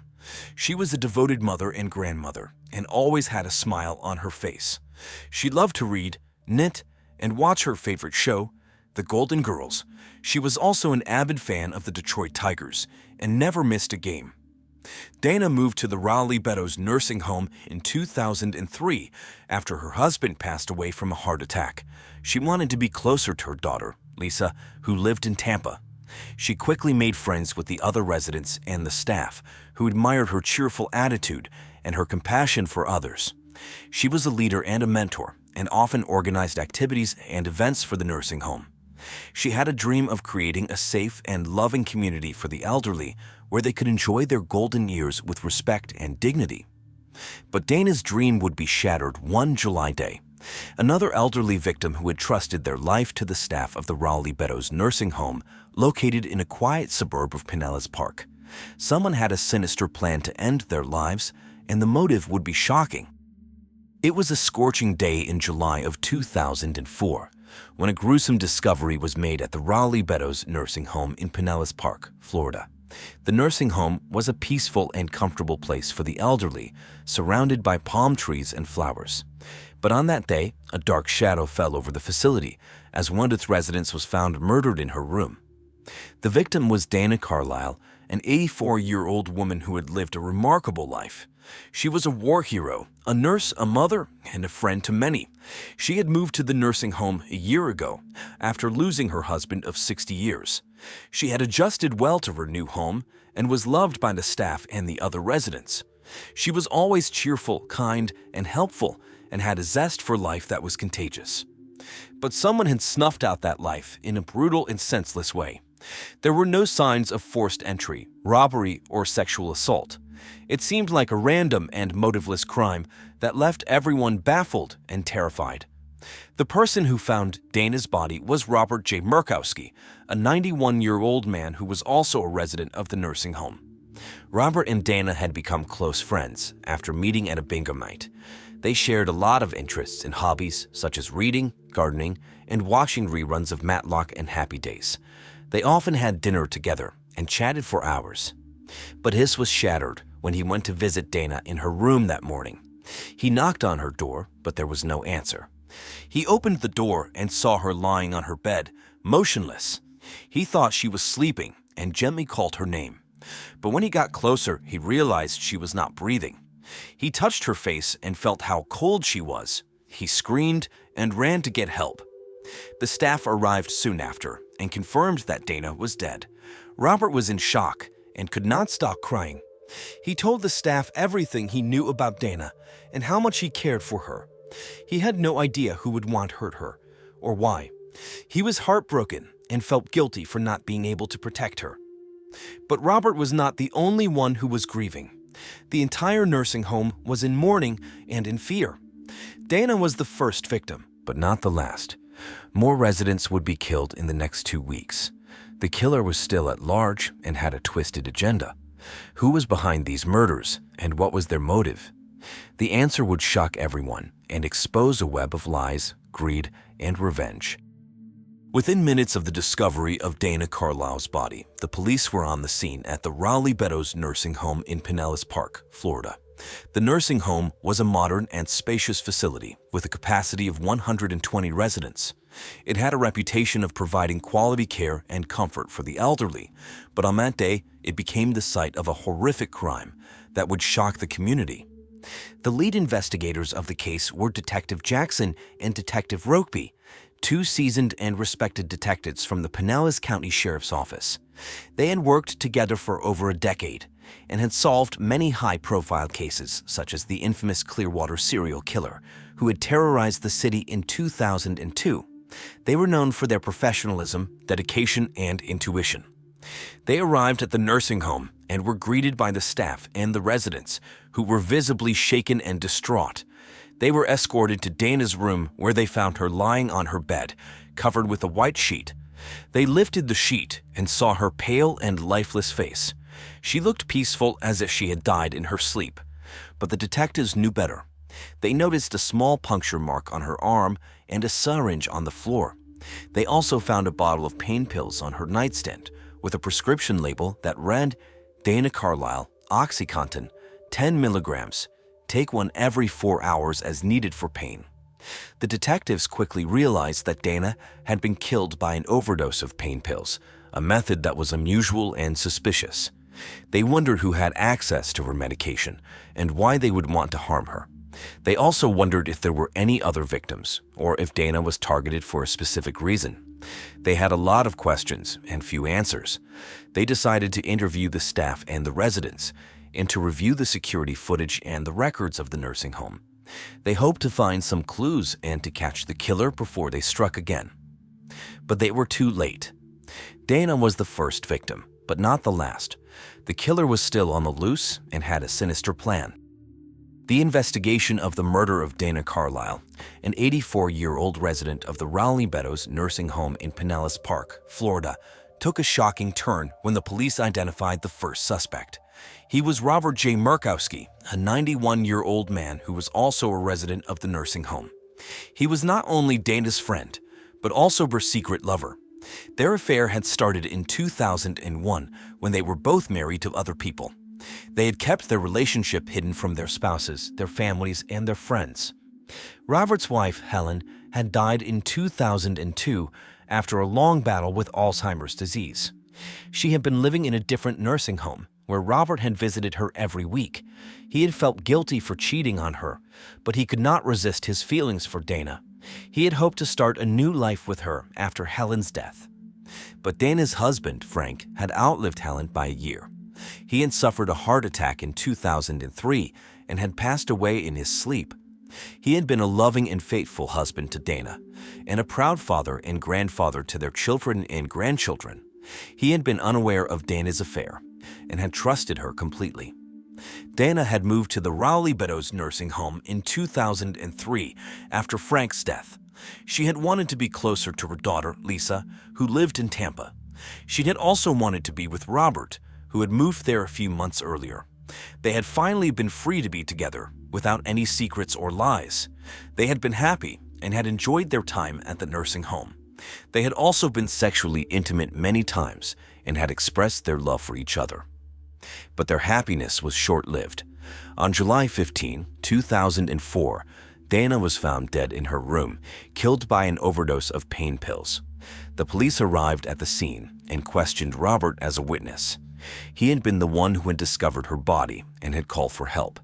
He had claimed that he had gone to see her that morning, as he usually did, and had found her unresponsive. He had said that he had been shocked and saddened by her death, and that he had no idea who would want to harm her. But the police were not convinced by his story. They had noticed some inconsistencies and contradictions in his statements. They had also found some evidence that linked him to the crime. They had found his fingerprints on the syringe and the bottle of pain pills that had been used to kill Dana. They had also found a note in his room that read, "I'm sorry, Dana. I love you, but I can't live without you. Forgive me." They accused him of killing Dana out of jealousy or desperation. They speculated that he had feared that she would leave him, or that he had wanted to end their suffering. They interrogated him for hours, trying to get confession or a motive. But Robert remained calm and composed, and denied any involvement in the murder. He said that he loved Dana and that he would never hurt her. He said that the note was a suicide note that he had written a long time ago but had never acted on. He said that the fingerprints were a coincidence and that he had no access to the pain pills.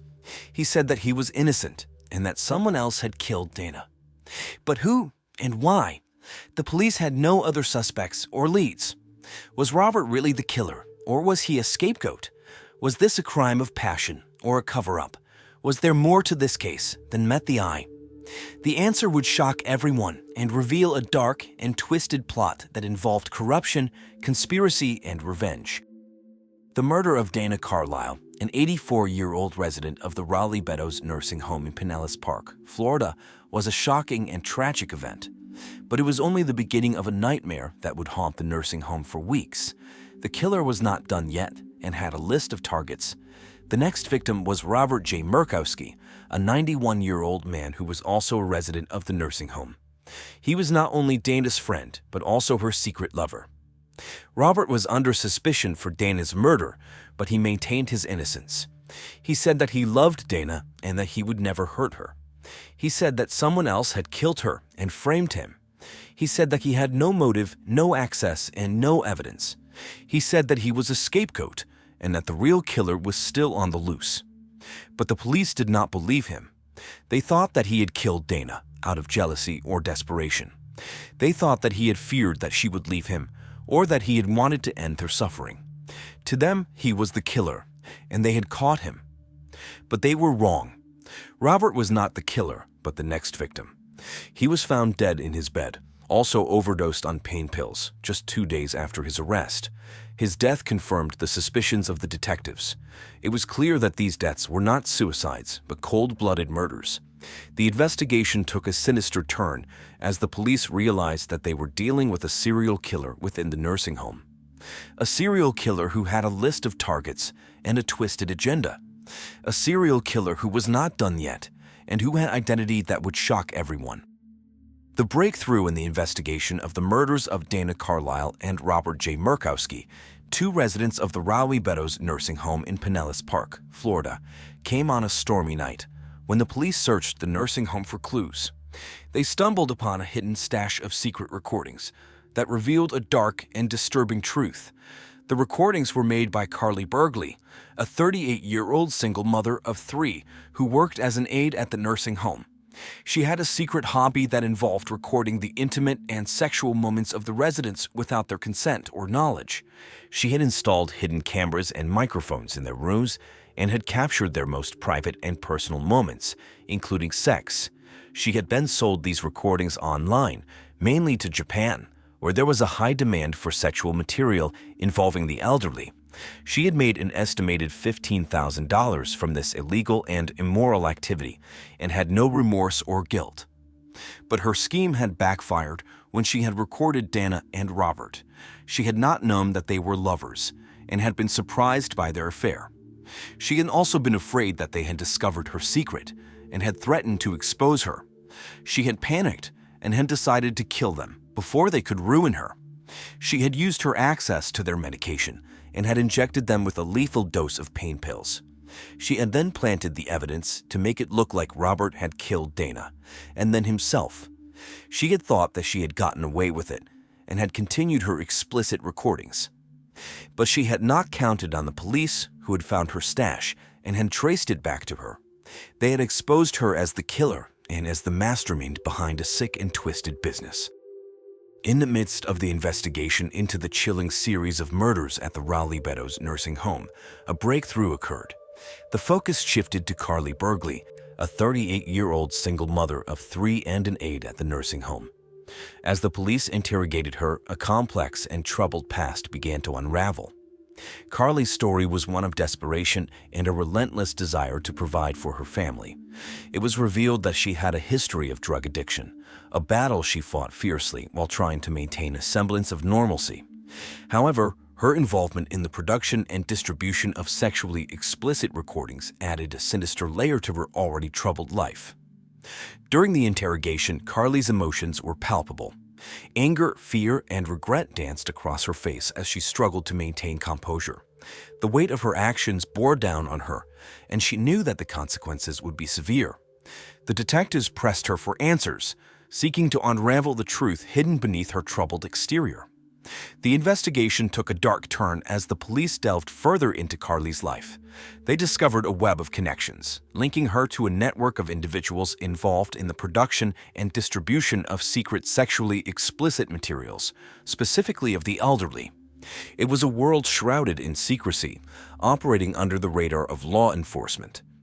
As the media caught wind of the case, news blared with sensationalism. The local newspaper, the Pinellas Park Gazette, dedicated coverage to the shocking revelations, captivating the community. As the investigation continued, the detectives meticulously pieced together the puzzle, uncovering the truth behind the series of murders. The case would go down in history as one of the most shocking and disturbing crimes to rock Pinellas Park. After months of investigation, the police finally cracked the case of the nursing home murders. The killer was none other than Carly Burgley, a 38-year-old aide who worked at the Raleigh Meadows nursing home. She was arrested on July 29, 2004, and charged with 2 counts of first-degree murder and 1 count of attempted murder. Carly Burgley had a dark secret that she was desperate to hide.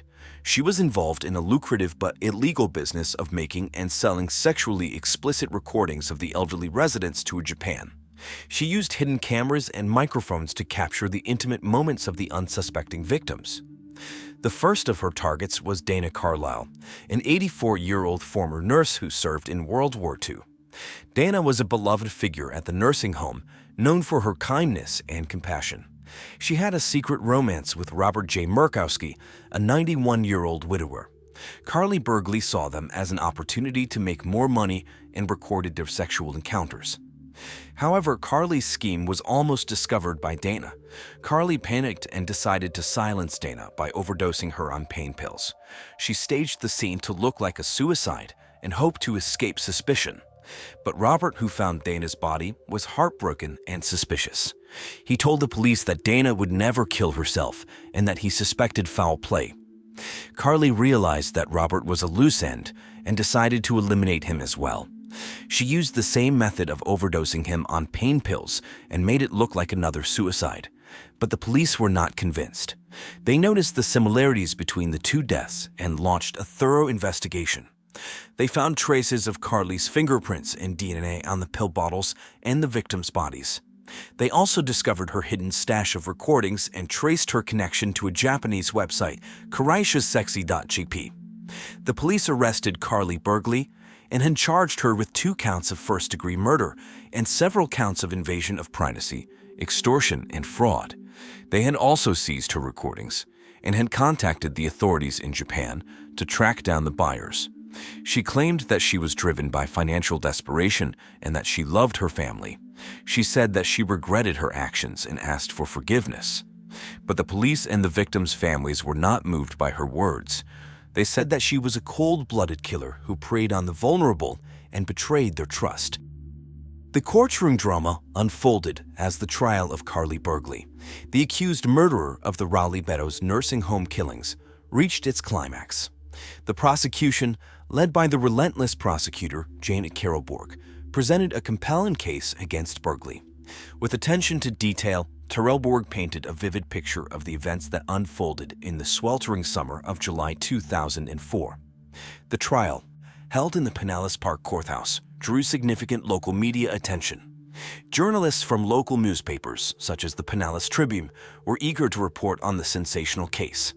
The families of the victims, Dana Carlisle and Robert J. Murkowski, sat anxiously in the gallery, hoping for justice to be served. The prosecution's case relied heavily on forensic evidence and eyewitness testimonies. Expert witnesses, including renowned medical examiner Dr. Samantha Collins, testified about the cause of death and the presence of pain pills in the victims' bodies. The prosecution also presented phone records and surveillance footage from the nursing home, which placed Burgley at the scene of the crimes. Defense attorney Janelle Lavrov, known for his fierce advocacy, fought tirelessly to protect his client's rights. Lavrov argued that the evidence against Burgley was circumstantial and lacked a direct link to the murders.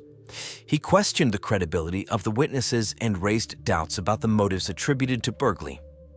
Finally, after careful deliberation, the jury reached a verdict. The judge, Honorable Paul Thompson, announced that Carly Burgley was found guilty on multiple counts of murder. Gasps filled the courtroom as the families of the victims embraced each other, finding solace in the knowledge that justice had been served. As Burgley was led out of the courtroom in handcuffs, the media frenzy intensified. News outlets across Tampa Bay reported on the trial, dissecting the evidence and analyzing the motives behind the killings. The case became a cautionary tale, highlighting the need for increased security measures in nursing homes and the potential dangers of hidden secrets. In the aftermath of the trial, the lives of all those involved were forever changed. The shocking series of murders that took place at the Raleigh Meadows nursing home in Pinellas Park, Florida, in July of 2004 left a lasting impact on the community and beyond. Journalists from across the Tampa area flocked to Pinellas Park, eager to report on the sensational details of the trial. The local newspaper, the Pinellas Park Gazette, dedicated coverage to the trial with headlines like "Justice Served," "Burgley Convicted of Murder," and "The Burgley Trial. A Community's Healing Begins." The impact of these horrific crimes extended beyond the courtroom. The Raleigh Meadows nursing home, once a place of care and comfort, became infamous in the community. The residents and their families were left questioning the safety and security of nursing homes across the country. The tragedy prompted a conversation about the need for stricter regulations and oversight in elder care facilities. In response to the murders, the Raleigh Meadows nursing home implemented a series of security measures to prevent future tragedies. The facility installed state-of-the-art surveillance cameras, increased staff training on recognizing signs of abuse or neglect, and implemented stricter visitor policies. These changes aim to restore trust within the community and ensure the safety and well-being of the residents. As the years passed, the wounds inflicted by these heinous crimes slowly began to heal. The victims' families found solace in knowing that justice had been served, while the community rallied together to support one another through the difficult process of healing. The memory of the Raleigh Meadows nursing home murders remains a somber reminder of the need for vigilance and compassion in caring for our elderly population. In this episode of True Crime Case Files, we delved into the chilling series of murders that struck the Raleigh Meadows nursing home. The lives of Dana Carlisle and Robert J. Murkowski were tragically cut short by Carly Burgley, a single mother driven by desperation and a dark secret. As we reflect on this harrowing tale, let us remember the victims and the resilience of those who survived. Stay tuned for more gripping true crime stories on True Crime Case Files. This is the story of a beloved teacher's tragic end and how her husband's jealous obsession turned deadly. Dr. Vivian Severn was 42 years old. She lived in Fort Collins, Colorado, with her husband, Robert Severn. She was an English professor at a local college and known for her charismatic and engaging teaching style. Vivian was especially passionate about British interwar literature and was a noted expert in the field. She loved her job and was popular among her students, often inviting them to her home overnight to help them with their assignments. Vivian was married to Robert Severn, who owned a chain of laundromats called Clean Spin, which was popular with the local students. Their marriage, however, had been strained recently due to rumors of Vivian's infidelities. Despite this, they had been married for 15 years and shared many happy memories together. Robert, 45, was known for his upright behavior and attention to detail. He was reserved and private, often keeping to himself. Outside of work, Vivian enjoyed hiking in the nearby Rocky Mountain National Park and was an active leader of the Fort Collins Book Club. She had a wide circle of friends and was known for her lively personality and infectious laugh. Vivian's was writing a 700-page book called From Brightest Head to Lehman, Interwar Literature's Role in Historical Erotic Fiction, combining her love for teaching and research. In the days leading up to her death, Vivian was busy grading final papers and preparing for the summer semester while also finishing up her book.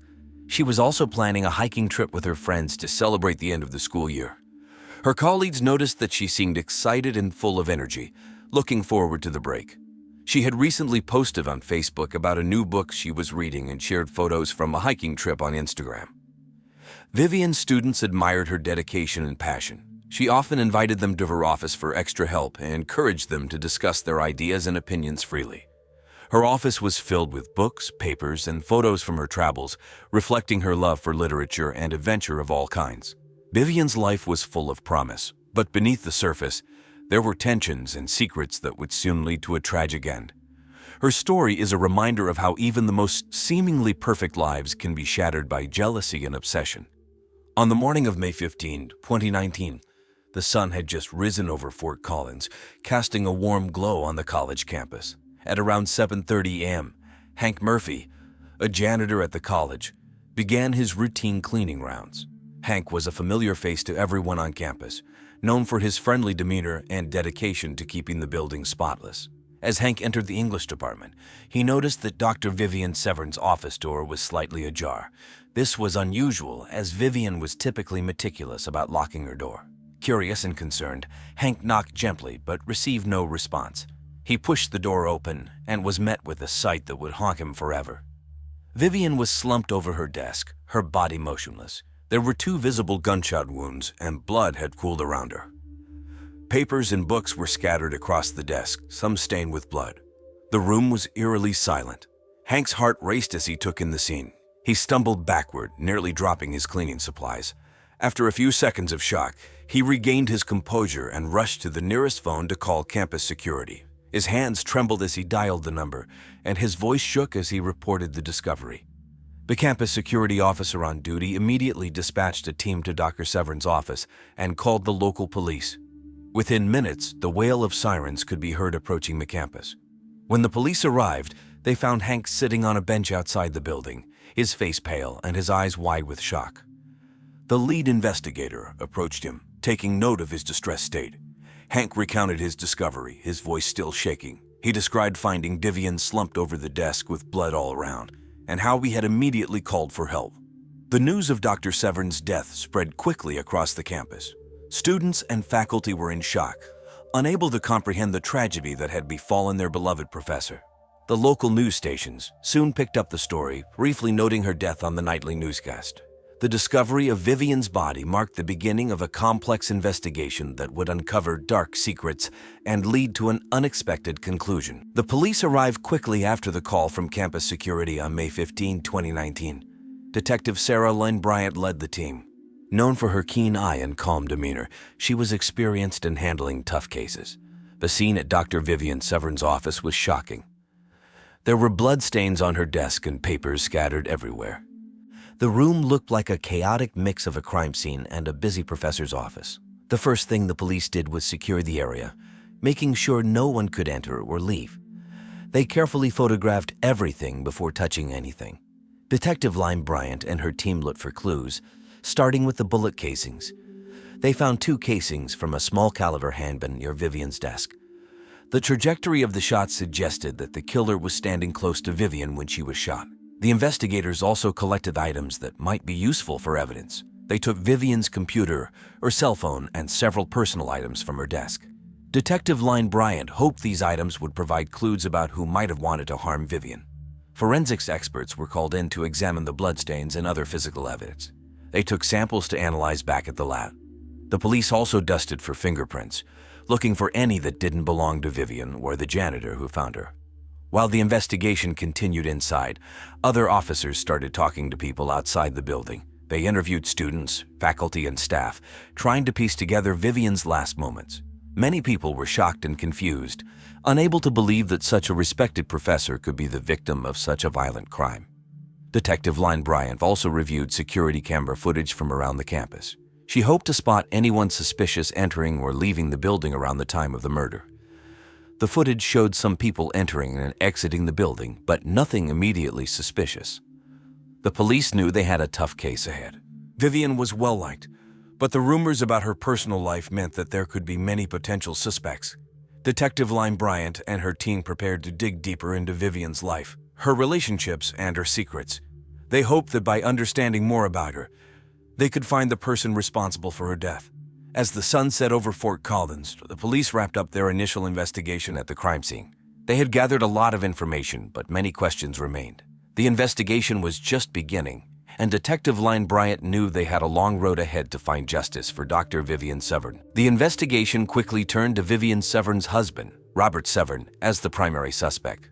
Robert, 45, was a successful businessman who owned a chain of laundromats called Clean Spin, which was popular with students in Fort Collins.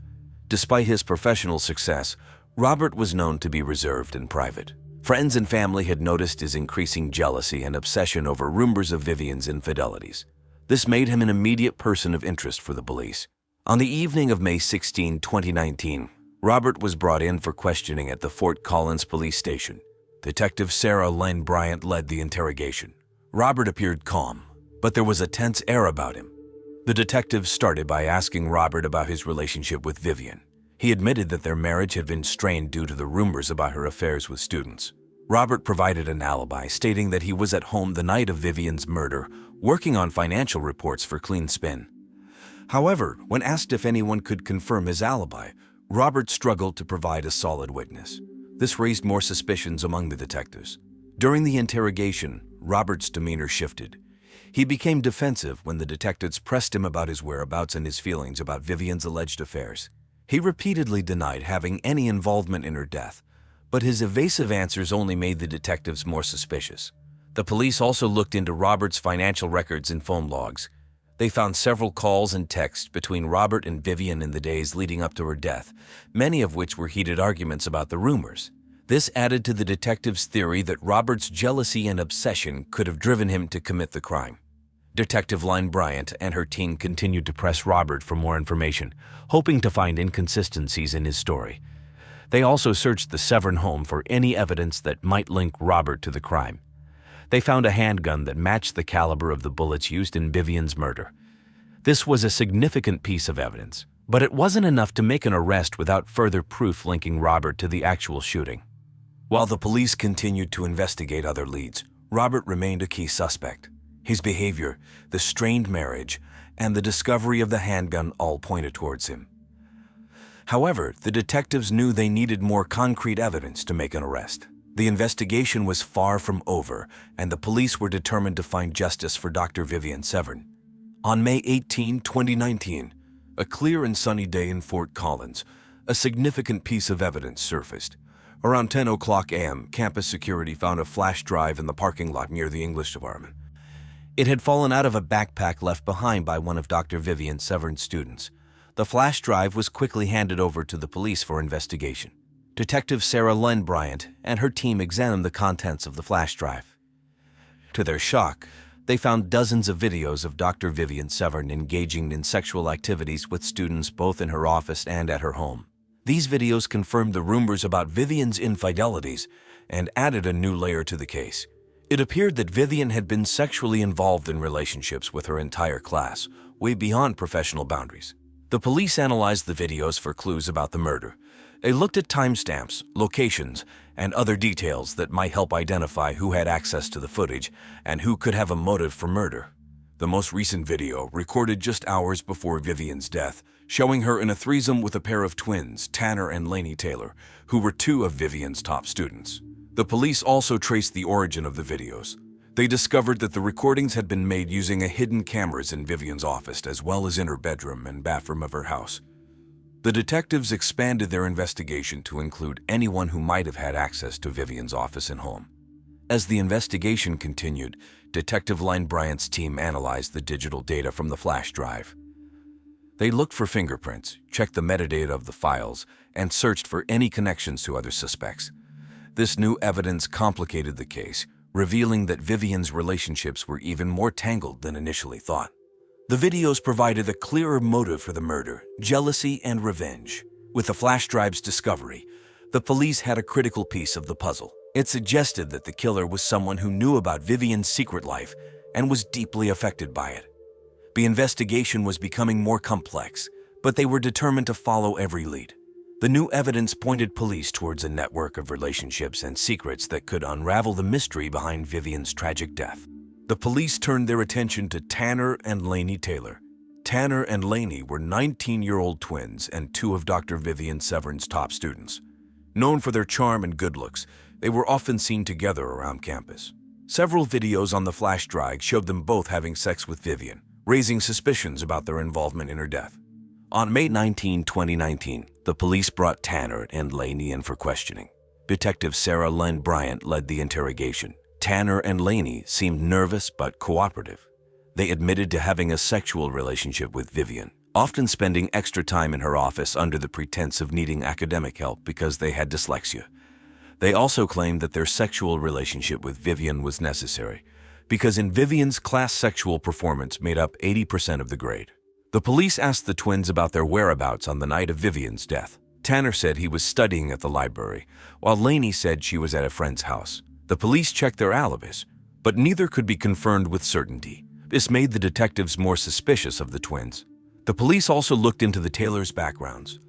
They were well-liked by their peers and had no history of violence or criminal activity.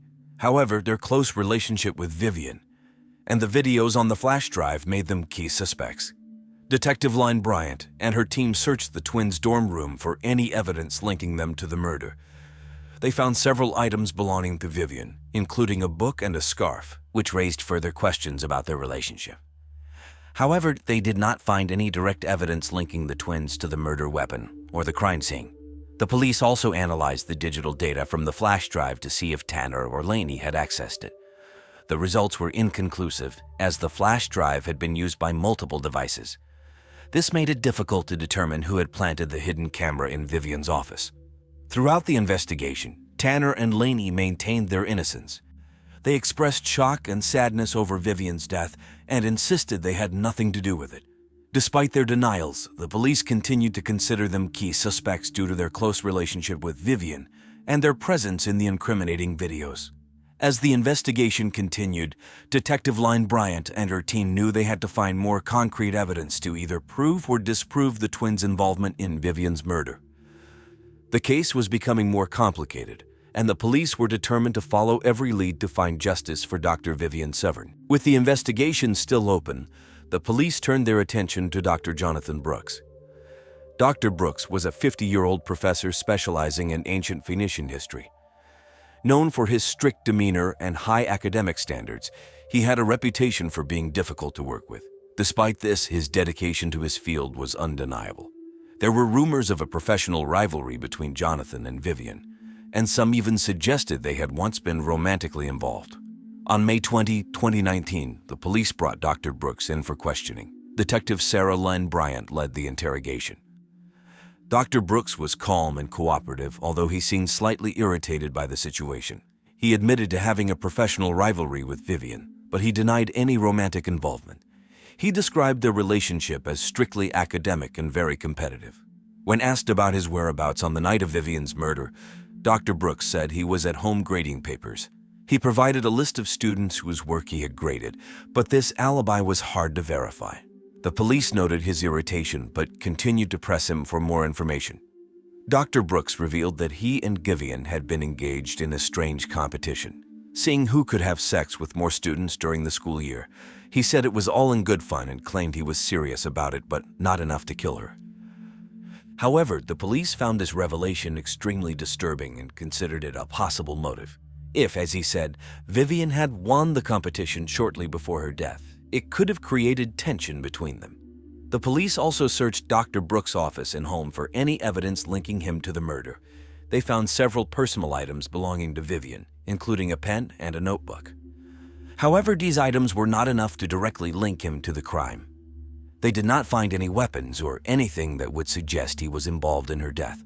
As the investigation continued, the police looked into Dr. Brooks' digital activities. They examined his emails and social media for any signs of animosity towards Vivian. They found a few heated exchanges about academic matters, but nothing that pointed to a motive for murder. Throughout the interrogation, Dr. Brooks maintained his innocence. He expressed shock and sadness over Vivian's death and insisted he had nothing to do with it. Despite his cooperation, the police remained suspicious due to his rivalry with Vivian and the strange competition they have been engaged in. Detective Line Bryant and her team knew they had to find more concrete evidence to either prove or disprove Dr. Brooks' involvement in Vivian's murder. The case was becoming increasingly complex, and the police were determined to follow every lead to find justice for Dr. Vivian Severn. On May 22, 2019, the police received a breakthrough in the case. They discovered new evidence that pointed directly to Robert Severn, Vivian's husband. The evidence came from a detailed analysis of the flash drive found earlier. Hidden in the metadata of one of the videos was a timestamp showing that Robert had accessed the files an hour and a half before Vivian's murder. Detective Sarah Len Bryant and her team pieced together the timeline. Robert's obsession with Vivian's affairs had reached a boiling point. He found out about the sexual relationships with all of her students and felt humiliated and betrayed. The night of the murder, he traveled to Vivian's office to confront her. In a fit of rage, he shot her twice with a handgun he took from their home. The police had enough evidence to arrest Robert. On the morning of May 23, 2019, they arrived at his house. Robert was in the living room, looking anxious. When the police told him he was under arrest for the murder of his wife, he did not resist. He seemed resigned, as if he had been expecting this moment. Robert's arrest shocked the community. Vivian's colleagues and students were stunned to learn that her husband was the killer. Many had suspected him, but the confirmation was still hard to accept. The Severn family was devastated. They had hoped that Robert was innocent and were now grappling with the reality of his actions. During the interrogation, Robert confessed to the crime. He explained how he had been driven to madness by Vivian's betrayals. He couldn't stand the thought of her having sex with all of her students, and in a moment of uncontrollable anger, he killed her. Robert's confession was detailed and left no doubt about his guilt. Vivian's family had mixed reactions to Robert's arrest. They were relieved that the killer had been caught, but the pain of losing Vivian was still fresh. They struggled with the idea that someone so close to her could have committed such a horrific act. The community of Fort Collins also reacted with a mix of relief and sadness. Many people gathered to support Vivian's family during this difficult time. The police wrapped up the investigation. Having found the murderer, they have followed every lead and piece of evidence to bring justice for Dr. Vivian Severn. The case was closed, but the impact of the tragedy would linger in the hearts of those who knew her. As Robert awaited trial, the town of Fort Collins began to heal. The community came together to remember Vivian's contributions and the positive impact she had on her students and colleagues. Her legacy would live on, even as they dealt with the painful truth about her death. In January 2022, delayed by the COVID-19 pandemic, the trial of Robert Severn finally began at the Larimer County Courthouse in Fort Collins, Colorado. The courtroom was packed with media, family members, and curious locals.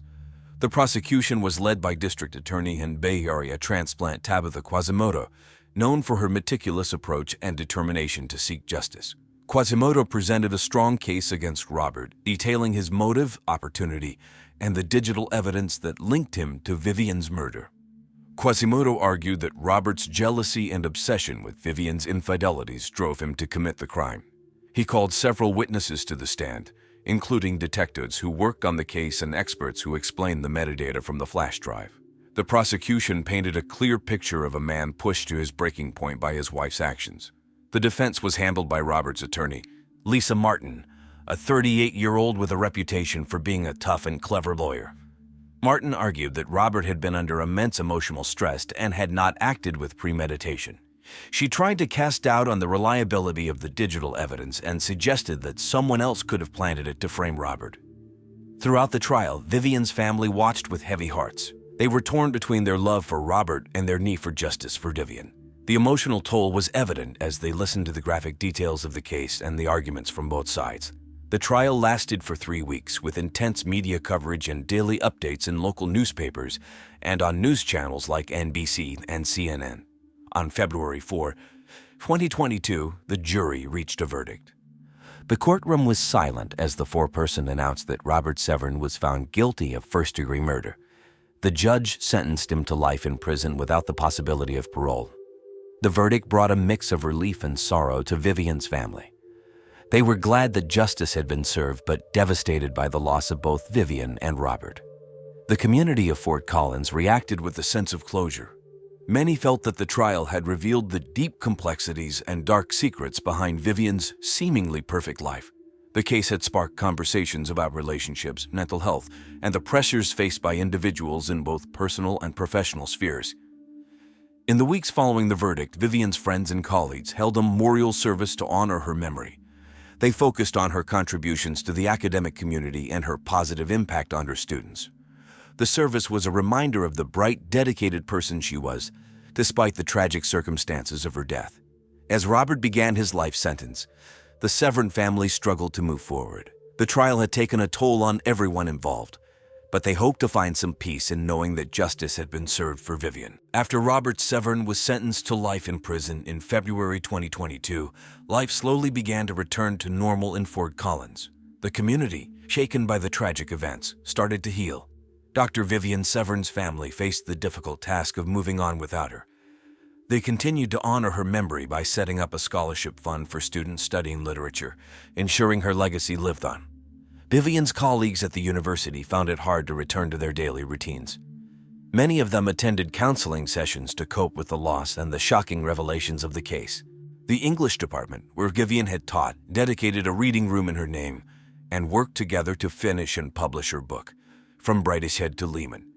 Interwar literature's role in historical erotic fiction. Robert Severn began serving his life sentence in the Colorado State Penitentiary. He spent his days in solitary confinement, reflecting on his actions. The media coverage of the trial and his imprisonment continued to follow him, but over time, public interest waned. His friends and remaining family members visited him occasionally, but the visits became less frequent as the months passed. Tanner and Lainey Taylor, the students involved in the scandal, struggled with the aftermath of the trial. They faced backlash from their peers and the community. Despite their involvement being revealed, they tried to continue their studies. Both received counseling to help them deal with the trauma and the intense scrutiny they faced. Over time, they managed to rebuild their lives, but the events left a lasting impact on them. Dr. Jonathan Brooks, who had been a suspect in the investigation, returned to his teaching position. Although cleared of any wrongdoing in Vivian's murder, his reputation had taken a hit. He focused on his work, distancing himself from the scandal as much as possible. His colleagues were supportive, but the shadow of the events lingered. Detective Sarah Lynn Bryant and her team were commended for their work in solving the case. They continued to serve the Fort Collins community, using the experience to handle future cases with even greater care and precision. The department implemented new training programs to better handle sensitive cases involving personal relationships and digital evidence. The Fort Collins community, though scared by the events, grew closer. People became more aware of the pressures and mental health issues faced by those around them. Local organizations and schools started offering more support services, aiming to prevent such tragedies in the future.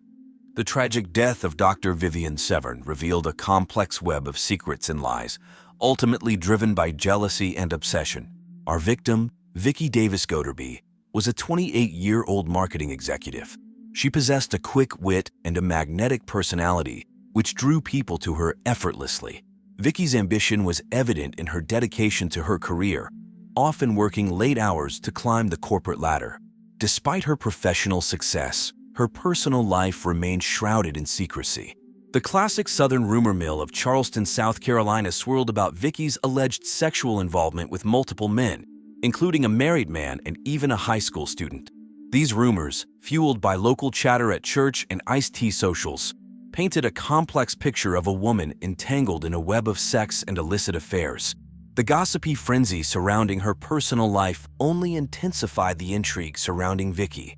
September of 1998 was a tumultuous time in Charleston. The city was still reeling from the aftermath of Hurricane Bonnie, which had struck the region just weeks prior. The hurricane had caused widespread damage, leaving many residents displaced and struggling to rebuild their lives. Against this backdrop of recovery and resilience, the shocking murder of Vicki Davis Goderby unfolded. As we delve deeper into this case, we will explore the lives of those connected to Vicki, including her husband and mother-in-law, both of who would play a central role in the chilling plot that unfolded. We will examine the evidence, witnesses, and motives behind this heinous crime. Join us as we navigate the twists and turns of this true crime tale that gripped the community of Charleston, South Carolina. On a fateful day in September 1998, a peaceful and affluent neighborhood of Charleston, South Carolina was shattered by a heinous crime that would forever haunt its residents. The victim, Vicki Davis Goderby, a 28-year-old marketing executive, met a tragic end in her own bedroom, the scene of a brutal act of violence that sent shockwaves through the community. Vicki was a woman of ambition, known for her quick wit and magnetic personality. Her dedication to her career was unwavering, often working late hours to climb the corporate ladder. However, behind her professional success, there were whispers of a controversial sex life that added a layer of intrigue to the case. Rumors circulated about Vicki's alleged involvement with multiple men, including a married individual and even a high school student. These whispers fueled speculation and cast a shadow over her reputation. The discovery of Vicki's lifeless body sent shockwaves through the affluent neighborhood. The crime scene was a chilling sight, with bloodstains and signs of a violent struggle. The murder weapon, a baseball bat, added a horrifying twist to the already perplexing case. The residents, accustomed to a life of comfort and security, were left in a state of disbelief. News of the murder spread like wildfire, capturing the attention of the local media. The community, once shielded by its genteel, classically Southern affluence, found itself thrust into the spotlight as the investigation unfolded. September 1998 became a month etched in the memories of Charleston's residents. The murder of Vicki Davis Goderby had shattered their sense of security, forcing them to confront the darkness that lurked beneath the surface. It was a crime that demanded answers, and the community rallied together, determined to find justice for Vicki. A quiet neighborhood of Charleston, South Carolina was shattered by the gruesome murder of 28-year-old marketing executive Vicki Davis Goderby in September of 1998. The police, led by the tenacious detective Sean "Trash Talk" Riley, wasted no time in their pursuit of justice. Upon arriving at the crime scene, the investigators were met with a chilling sight. Vicki's bedroom, once a place of comfort and solace, had been transformed into a scene of unspeakable violence. Blood splatters adorned the walls, starkly contrasting with the elegant decor that surrounded them. The air was heavy with a sense of dread as the investigators began their meticulous examination. The murder weapon, a baseball bat adorned with the logo of the Florida Marlins, lay discarded near Vicki's lifeless body. Its wooden surface was stained with her blood, a grim reminder of the brutality she had endured. Detective Riley carefully collected the bat, hoping it would provide crucial clues to unravel this heinous crime. As the investigation unfolded, the police discovered that Vicki's personal life was far from ordinary. Rumors had swirled about her involvement with multiple men, including a married man and even a high school student. These revelations added a layer of complexity to the case, leaving the investigators to question whether her sex life played a role in her tragic demise. Detective Riley and his team meticulously combed through Vicki's personal belongings, searching for any evidence that could shed light on her murder. They meticulously examined her phone records, revealing a series of cryptic messages and calls from unknown numbers. The investigators reached out to the phone company, hoping to trace the origins of these mysterious communications. Meanwhile, local media outlets began to take notice of the high-profile case. The community was gripped by fear, with residents locking their doors and looking over their shoulders, unsure if the killer lurked among them. As the investigation continued, Detective Riley and his team tirelessly pursued every lead, determined to bring justice to Vicki and her grieving family. Their efforts would uncover a web of deceit, betrayal, and secrets that would shock the community to its core. Evelyn Traylene Goderby, a 63-year-old woman of Southern charm and impeccable manners, found herself at the center of the investigation into Vicki Davis Goderby's murder.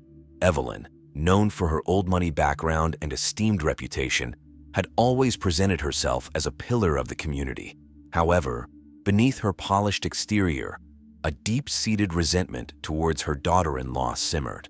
The motive for Evelyn's potential involvement in the crime stemmed from her concern for the family's legacy. Vicki's decision not to have children was seen as a threat to the Goderby name, a name that had long been associated with wealth and influence in Charleston, South Carolina. The tension between the two women had been building for months, with Evelyn feeling increasingly marginalized by Vicki's success and independence. As the police interrogated Evelyn, her emotions swung from anger to denial. She vehemently refuted any involvement in the murder, insisting that she had no reason to harm Vicki. However, the mounting evidence against her was difficult to ignore. Detective Sean "Trash Talk" Riley, the lead investigator on the case, meticulously pieced together the puzzle. He discovered that Evelyn, a baseball fan, had been in possession of a baseball bat similar to the murder weapon. This discovery raised suspicions and pointed towards Evelyn's possible guilt. Furthermore, Riley uncovered a series of anonymous letters sent to Vicki in the months leading up to her death. These letters contained veiled threats and warnings, suggesting that someone close to her had ill intentions. Handwriting analysis revealed similarities between the anonymous letters and Evelyn's own penmanship. The investigation took a dramatic turn when a neighbor recalled seeing Evelyn's convertible parked near Vicki's house on the day of the murder. This eyewitness account provided a crucial link between Evelyn and the crime scene. As the evidence stacked against her, Evelyn's facade of Southern charm began to crumble. The affluent neighborhoods of Charleston were left in a state of shock, grappling with the realization that darkness can lurk even within the most seemingly idyllic communities.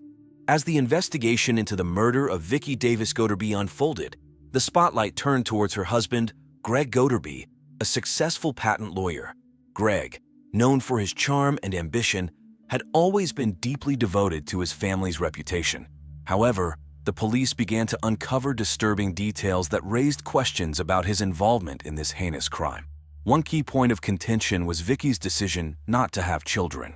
This had been a source of frequent arguments between the couple, leading investigators to explore whether it played a role in the motive behind the murder. The pressure to carry on the family legacy weighed heavily on Greg's shoulders, and it became evident that he saw Vicki's choice as a threat to their future. During the intense police interrogation, Greg's emotions ran high. His responses ranged from anger to defensiveness as he vehemently denied any involvement in his wife's murder.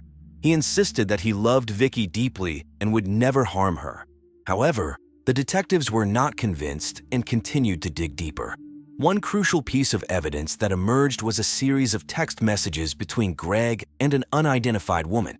These messages vaguely hinted at a secret affair, throwing a new twist into the investigation. The detectives painstakingly analyzed the messages, searching for any clues that could shed light on the motive behind Vicki's murder. Later, the case took a dramatic turn when a new witness came forward. A neighbor reported seeing a suspicious figure lurking near Vicki's house on the night of the murder. This crucial eyewitness account provided a glimmer of hope for the investigators, as it offered a potential break in the case. As the investigation continued, the detectives worked tirelessly to gather enough evidence to bring the killer to justice. The truth behind Vicki's murder remained elusive, but the pieces of the puzzle were slowly falling into place. The investigation into the murder of Vicki Davis Goderby took an unexpected turn when a crucial piece of evidence was unearthed. On a humid and sultry September afternoon, a beachcomber stumbled upon a hidden compartment concealed within a weathered wooden chest buried deep in the sand. To the beachcomber's surprise, the compartment contained a worn diary belonging to the late marketing executive. This diary, which had remained concealed for over 2 weeks, would prove to be a treasure trove of secrets and revelations. As the pages were carefully turned, the shocking truth unfolded before the eyes of the investigators. Vicki's diary chronicled a clandestine world of secret liaisons and forbidden desires, exposing a web of a dozen men Vicki was having sex with at the time of her death. The entries in the diary depicted a life far removed from the polished facade Vicki had presented to the world. Names were mentioned, many of them recognizable figures from the local community. The diary hinted at a married man, a deacon of a local megachurch, a high school student, several men at the local senior center, and even a prominent politician who had been a frequent visitor to the affluent neighborhoods of Charleston, South Carolina. The investigators were astounded by the breadth and audacity of Vicki's secret life. The diary entries painted a vivid picture of a woman who reveled in the thrill of forbidden relationships and outre sexual acts, seemingly unconcerned with the potential consequences. The revelations sent shockwaves through the community, with whispers and speculation spreading like wildfire. As the investigation continued, the police found themselves faced with a daunting task. The diary had opened up a multitude of new leads and suspects, each with their own potential motive for wanting Vicki silenced. The investigators meticulously combed through the diary's pages, cross-referencing names and dates with their existing evidence. The investigators knew that they were now on the brink of unraveling the truth, but little did they know the twists and turns that still lay ahead. In the gripping investigation into the murder of Vicki Davis Goderby, a shocking twist emerged that sent shockwaves through the affluent neighborhoods of Charleston, South Carolina in September of 1998. As the police dug deeper into the case, a new suspect emerged, casting doubt on the initial focus of the investigation. Amber Smythe, Vicki's envious secretary, became a person of interest due to her simmering resentment and a trail of secrets that led investigators down a twisted path. Amber, known for her sharp tongue and ruthless ambition, had long harbored jealousy towards Vicki's success and glamorous lifestyle. The police, determined to uncover the truth, delved into Amber's possible motives for murder. During the intense interrogation, Amber's anger and resentment towards Vicki were palpable. However, she vehemently denied any involvement in the crime. As the investigators pressed further, a startling revelation came to light. It was discovered that Amber, under the alias Vanessa Dracula, had been working as a call girl to make ends meet. This was not an uncommon choice. According to the American Center for Family Relationships, 40% of women in their 20s have turned to sex work for extra money. Even more shocking, one of her regular clients was none other than Greg Goderby, Vicki's husband. According to Amber, Greg was looking to have a child with her, then he would adopt the child to be his heir. This revelation sent shockwaves through the investigation. The police began to question the nature of Greg and Amber's relationship and whether it played a role in Vicki's untimely demise. Was Greg's involvement with Amber a motive for murder? Did Amber's jealousy and rage push her to commit such a heinous act? The police meticulously combed through phone records and interviewed witnesses, hoping to uncover the truth. They sought to piece together the puzzle of Vicki's secret sex life, her relationship with Greg, and the possible involvement of Amber. The case took on a life of its own, captivating the public's imagination and leaving them hungry for answers. In a shocking twist, the true identity of the murderer in the high-profile Charleston murder case was revealed. Evelyn Traylene Goderby, the unsuspecting mother-in-law of the victim, Vicki Davis Goderby, was arrested and charged with the brutal killing. This stunning revelation sent shockwaves through the community and left many questioning how such a tragic event could have unfolded. The motive behind this heinous act was uncovered during the course of the investigation. It appeared that Evelyn, driven by a toxic combination of jealousy, confusion, and pride for her son Greg, hatched a twisted plan to protect her family's reputation at all costs.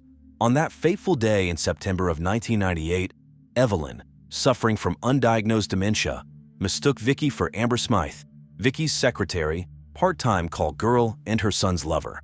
In a moment of confusion and rage, Evelyn unleashed a brutal attack on Vicki, beating her to death with a Florida Marlins baseball bat. Sadly, this situation is not at all uncommon. According to the American Academy of Medicine and Criminal Justice, 18% of all murders in the U.S. are committed by someone with dementia. This tragic case of mistaken identity left investigators and the community reeling with disbelief. As news of Evelyn's arrest spread, the community was left grappling with a mix of relief and disbelief. The Goderby family, once regarded as pillars of the community, now finds themselves at the center of a scandal that has tarnished their reputation. The highly anticipated trial of Evelyn Traylene Goderby, the prime suspect in the murder of Vicki Davis Goderby, captivated the city of Charleston in October of 1999. District Attorney Lars Constable led the prosecution, while defense attorney Harry Huxtable fought to cast doubt on the evidence. The courtroom was packed with spectators, eager to witness the unfolding drama. The prosecution presented a compelling case against Evelyn, meticulously outlining the evidence that pointed to her guilt. They showcased the blood-stained baseball bat, the murder weapon that was found near the crime scene. Expert witnesses testified about the DNA analysis that linked Evelyn to the bat. The jury listened intently as the prosecution painted a vivid picture of a calculated and premeditated murder. The defense, on the other hand, sought to create doubt in the minds of the jurors. They questioned the reliability of the DNA evidence, suggesting that it could have been contaminated or mishandled. They also called witnesses who testified to Evelyn's character, painting her as a loving and caring mother who would never commit such a heinous act. The defense argued that the real killer was still at large and that Evelyn was being wrongfully accused. Throughout the trial, the victim's family sat in the courtroom, their emotions palpable. They endured the painful process of reliving their loss as the details of Vicki's brutal murder were recounted. The family's grief was compounded by the shocking revelation that the murder was a case of mistaken identity. Evelyn, suffering from dementia, had tragically killed Vicki, mistaking her for Amber Smythe, her son's lover. As the trial reached its climax, the jury retired to deliberate. The city held its breath, awaiting their decision. After hours of deliberation, the jury returned with a guilty verdict. The courtroom erupted in a mix of emotions, with some expressing relief that justice had been served, while others questioned whether the death penalty was the appropriate punishment. In the end, the trial of Evelyn Goderby served as a stark reminder of the fragility of life and the devastating consequences of unchecked emotions. It left the city grappling with questions of justice and the complexities of the human psyche. In the aftermath of the trial, the lives of all those involved took unexpected turns. Evelyn Traylene Goderby, now incarcerated at the Charleston Correctional Facility, grappled with the consequences of her actions. The once prestigious Goderby family, known for their old-money Southern charm, was now tarnished by the dark cloud of murder. Their mansion, a symbol of wealth and privilege, stood empty and abandoned, a stark reminder of the tragedy that unfolded within its walls. Greg Goderby, burdened by the weight of his mother's crimes, sought solace in therapy to confront his own demons. He struggled to come to terms with the fact that his own mother had taken the life of his wife. Vicki Davis Goderby, Greg, once a successful patent lawyer, found his career in shambles as his reputation became entangled with the scandals surrounding his family. He sought refuge in the arms of Amber Smythe, Vicki's former secretary and his secret lover.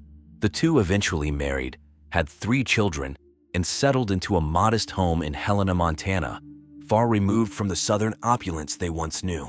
The victim's family, devastated by the loss of their beloved Vicki, slowly began to rebuild their shattered lives. They found solace in the support of their community, who rallied around them during their darkest days. The local church held a memorial service in Vicki's honor, where friends and family gathered to share stories and memories of the vibrant young woman whose life was tragically cut short. The investigation and subsequent trial had left an indelible mark on the community of Charleston. The case had captivated the attention of the media, with newspapers and television stations covering every twist and turn of the trial. The local news station, WCBD Channel 2, dedicated a nightly segment to the trial, providing updates on the proceedings and interviews with key players in the case. The trial became the talk of the town, with residents discussing the latest developments over cups of coffee at the local diner, Joe's Cafe. As the years passed, the memory of Vicki Davis Goderby began to fade. The Charleston Correctional Facility, once a hub of activity during the trial, returned to its normal routine. The Goderby Mansion, now a mere relic of the past, stood as a reminder of the darkness that can lurk behind closed doors. As we conclude this episode of True Crime Case Files, we reflect on the chilling plot that unfolded behind closed doors. The tragic murder of Vicki Davis Goderby revealed a tangled web of secrets and lies, leaving no one untouched by its devastating consequences. In a shocking twist, the truth behind Vicki's death unveiled a case of mistaken identity, driven by a combination of jealousy, pride, and the tragic effects of dementia. This case serves as a haunting reminder of the depths to which human nature can descend and the lasting impact it leaves on the lives of those involved. In November of 2003, the city of Miami was captivated by the shocking death of James Dupixent, a wealthy and influential figure in the local high society. At 65 years old, James had amassed a fortune as a real estate mogul, known for his cutthroat business tactics that had earned him a place at the top of Miami's elite. However, behind James' polished exterior, there lurked a dark secret that would ultimately play a significant role in his demise. Unbeknownst to many, James had a string of young male lovers, a fact that added an element of intrigue to the already complex narrative surrounding his life and death. Described as charismatic and ambitious, James possessed an air of confidence and authority that commanded attention wherever he went. He was a familiar face at the Florida Marlins games, passionately cheering on his beloved team. His dreams extended beyond his business empire. He yearned for genuine companionship, a longing that seemed to elude him even in the midst of his success. As news of James' death spread through the city, speculations would run rampant. The media buzzed with theories, each more sensational than the last. Some pointed fingers at his boyfriend, a young man whose identity remained shrouded in mystery.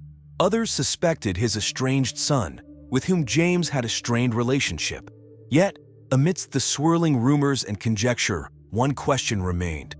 Who was responsible for the demise of this enigmatic millionaire? On a sunny afternoon in November 2003, the vibrant city of Miami was rocked by a shocking and tragic incident that would forever change the lives of those involved. James Dupixent, a prominent figure in Miami's high society, met a gruesome fate that would leave the community in a state of disbelief. It was a seemingly ordinary day when the tranquility of South Beach was shattered by the sound of a loud thud. Sarah Leon de Rosario, a renowned actress in the world of telenovelas, was enjoying the warmth of the Florida sun by her pool when she heard the disturbing noise. Curiosity and concern compelled her to investigate the source of the commotion. Rushing to the scene, Sarah's heart sank as she laid eyes upon the lifeless body of James Dupixent. The once charismatic and influential millionaire now lay motionless on the ground, his life extinguished in an instant. The shock of the sight was palpable, and the gravity of the situation began to dawn on those present. News of the tragedy spread like wildfire throughout Miami, capturing the attention of the media and the public alike. The incident took place in the midst of a vibrant and bustling city, where the streets were adorned with palm trees and the air was thick with anticipation for the upcoming Art Basel Miami Beach. The city, known for its glamorous nightlife and luxurious lifestyle, was now gripped by a dark cloud of uncertainty. As investigators arrived at the scene, the South Beach penthouse was meticulously combed for clues. The balcony, once a symbol of opulence and breathtaking views, now held the key to unraveling the mystery behind James Dupixent's untimely demise. The authorities, armed with their expertise and determination, sought to piece together the puzzle that lay before them. As the investigation unfolded, the lives of those connected to James Dupixent were scrutinized. His estranged son, his boyfriend, and others close to him would become subjects of interest for law enforcement. The web of relationships and secrets that surrounded the millionaire began to unravel, revealing a complex tapestry of motives and potential suspects. On that fateful November afternoon in 2003, the tranquility of Miami's South Beach was shattered by the chilling discovery of James Dupixent's lifeless body. The police, led by the seasoned detectives Emily Proctor and Mark Slavery, swiftly arrived at the scene to unravel the mystery behind this heinous crime. The sun cast long shadows as the investigators stepped into the opulent penthouse, its luxurious furnishings now overshadowed by the grim reality of a violent death. The room was stained with blood, a stark reminder of the brutality that had unfolded. The detectives meticulously combed through every inch of the crime scene, their eyes trained to spot the tiniest shred of evidence that could lead them to the perpetrator. As they meticulously collected DNA samples and fingerprints, the detectives couldn't help but wonder who would want to harm James Dupixent. The charismatic millionaire had enjoyed a life of opulence and success, but beneath the surface, there were secrets that could prove to be the key to this puzzling case. James's extravagant lifestyle had made him a prominent figure in Miami's high society, rubbing shoulders with celebrities like Britney Spears and Gloria Estefan at exclusive events and parties. His connections ran deep, and the detectives knew they had to tread carefully, as the killer could be lurking within these very circles. The investigation took the detectives down a twisted path, filled with interviews, alibis, and a web of complex relationships. As the days turned into weeks, the detectives tirelessly pursued every lead, leaving no stone unturned. The media frenzy surrounding the case grew, with newspapers and television stations speculating on the identity of the killer.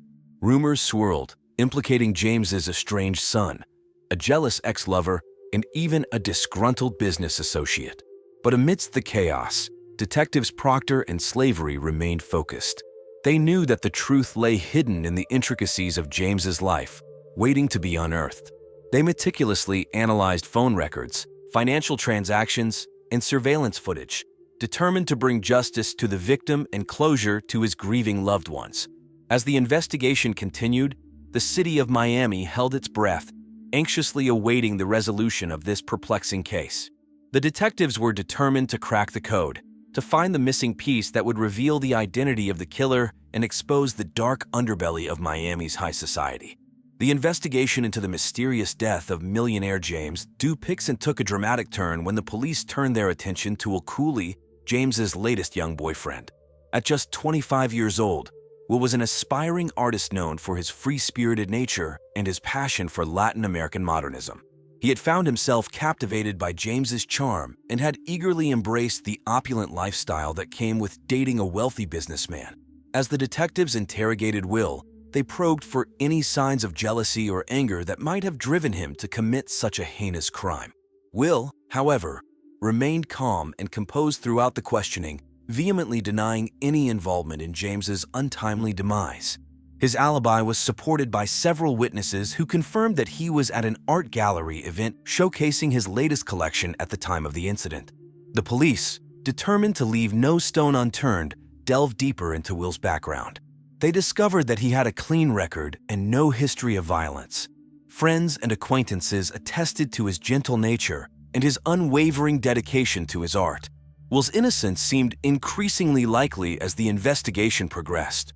Nevertheless, the detectives couldn't ignore the fact that Will had been present in the penthouse at the time of James's death. They carefully examined the forensic evidence collected from the crime scene, hoping to find a breakthrough. Fingerprints and DNA samples were analyzed, but none matched Will's. As the investigation continued, the media frenzy surrounding the case intensified. News outlets across Miami were abuzz with speculation, and armchair detectives debated the possible motives behind James's murder. Theories ranged from a jealous lover seeking revenge to a business rival trying to eliminate a powerful competitor. The detectives, faced with mounting pressure, widened their scope of investigation. They began looking into other individuals who might have had a motive to harm James. Was it his estranged son, seeking revenge for a lifetime of neglect? Or perhaps a disgruntled business partner, desperate to gain control of James's vast empire? Nicholas Dupixent, a 28-year-old finance professional, found himself entangled in a web of suspicion following the tragic demise of his estranged father, James Dupixent. November 2003 would forever be etched in the annals of Miami's history as a month marred by a high-profile death that sent shockwaves through the city's elite circles. Born into a life of privilege, Nicholas had always strived to carve out his own path, away from the shadow of his father's opulent empire. A graduate of Miami's prestigious Coral Gables High School, he had honed his intellect and ambition to excel in the cutthroat world of finance. His relentless pursuit of success had led him to Wall Street, where he had become a rising star in the world of investment banking. However, beneath the veneer of accomplishment, a deep-seated resentment festered within Nicholas. The bitter divorce between his parents, fueled by his father's infidelity with a series of young male lovers, had left an indelible mark on his psyche. The wounds of betrayal still fresh, Nicholas had distanced himself from his father, vowing never to let him back into his life. As news of James Dupixent's tragic demise reverberated through the media, Nicholas found himself thrust into the spotlight. Journalists swarmed around him, hungry for any tidbits of information that could shed light on the enigma surrounding his father's death. Television cameras captured his every move, amplifying the pressure he felt to defend his innocence against the backdrop of a grieving city. The police, armed with their relentless pursuit of justice, turned their attention to Nicholas as a potential suspect. Detectives Emily Proctor and Mark Slavery, renowned for their meticulous approach to crime solving, delved into the intricate details of his life. They probed his motives, searching for any signs of anger or resentment that might have driven him to commit such a heinous act. Nicholas's anger towards his father was undeniable. The scars of his father's betrayal ran deep, leaving a trail of emotional turmoil in their wake. However, as the detectives dug deeper, they began to unravel a complex tapestry of emotions. While his anger was palpable, there was no concrete evidence linking him to the crime. In the days that followed the tragic death of James Dupixent, the investigation took an unexpected turn. A tip from an anonymous source led the police to a hidden compartment in James's opulent South Beach penthouse. Inside this secret hiding spot, a treasure trove of scandalous materials was discovered, shedding light on the millionaire's secret life. The compartment contained a collection of sexually explicit letters and pornographic photographs, meticulously organized and hidden away from prying eyes. These materials provided a glimpse into James's hidden desires and the extent of his involvement with his young male lovers. The letters, written with an air of passion and secrecy, detailed intimate encounters and rendezvous that took place in luxurious hotel suites and exclusive nightclubs. As the police sifted through the evidence, they discovered a pattern. The letters were addressed to James from various young men, some of whom were familiar faces in Miami's social scene.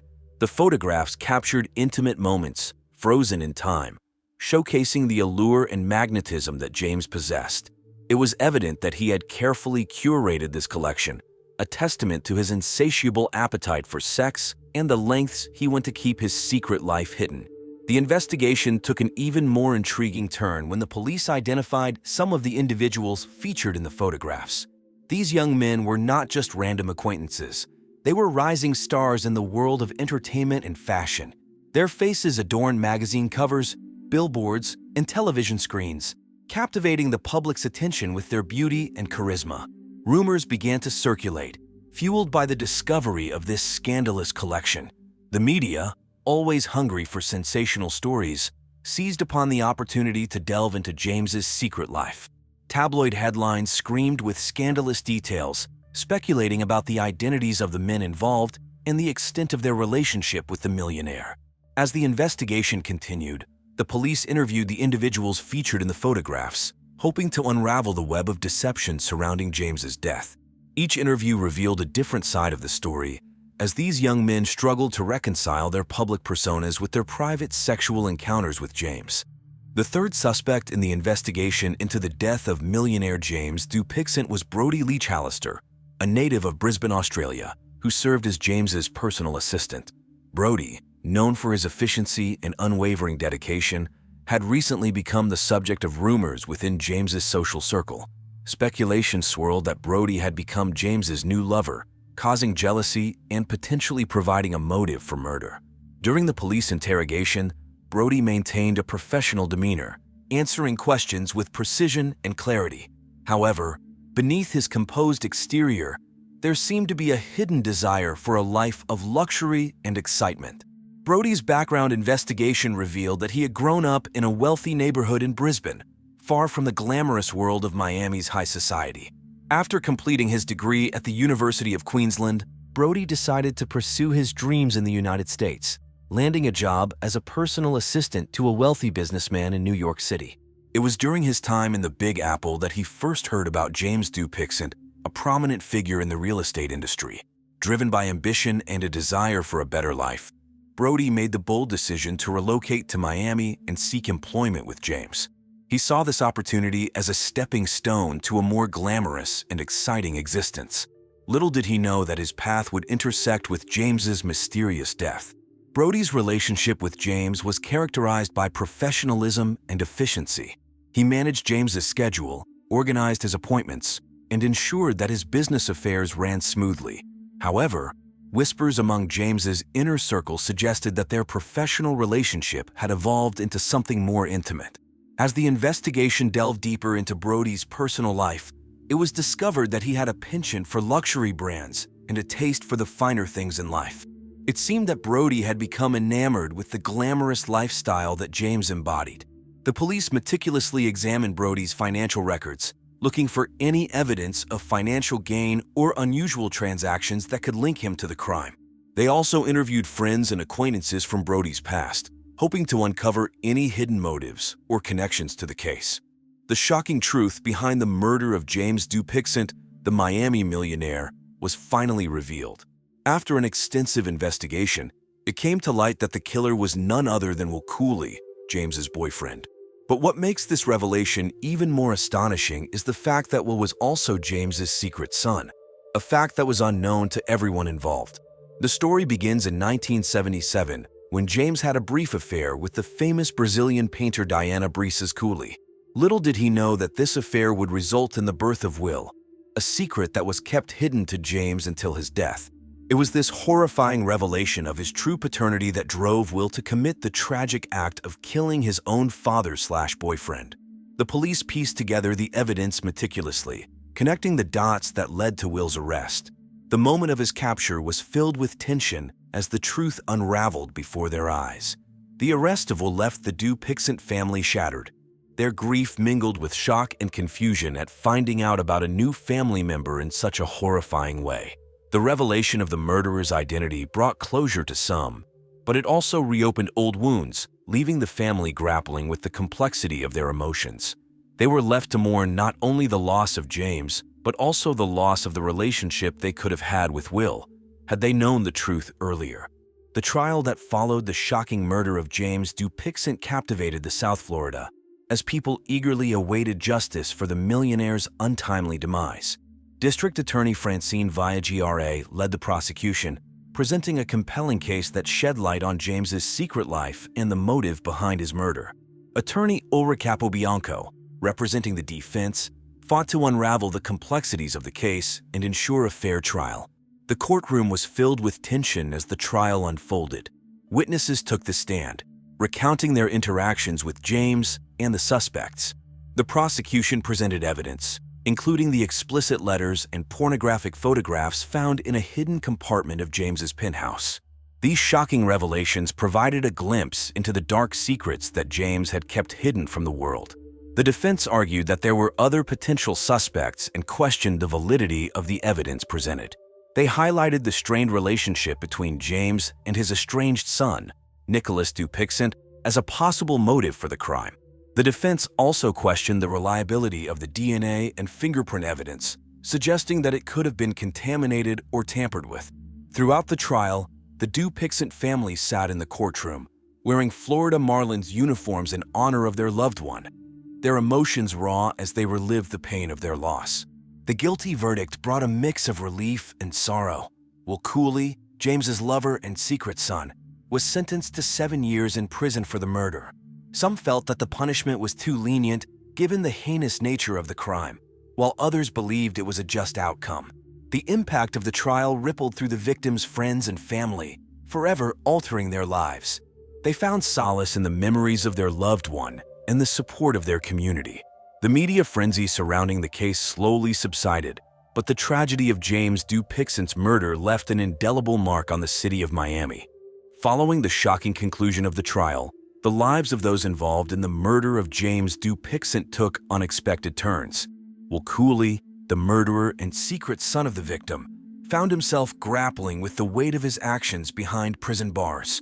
Seeking redemption and reconciliation, he reached out to his newfound family, hoping to mend the shattered bonds that had led to this tragic event. Meanwhile, Nicholas Dupixent, James's estranged son, finally freed from the shadow of his father's legacy, focused on rebuilding his life. Determined to establish his own identity in the cutthroat world of finance, he immersed himself in his work, driven by a desire to prove himself and leave behind the painful memories of his father's betrayal.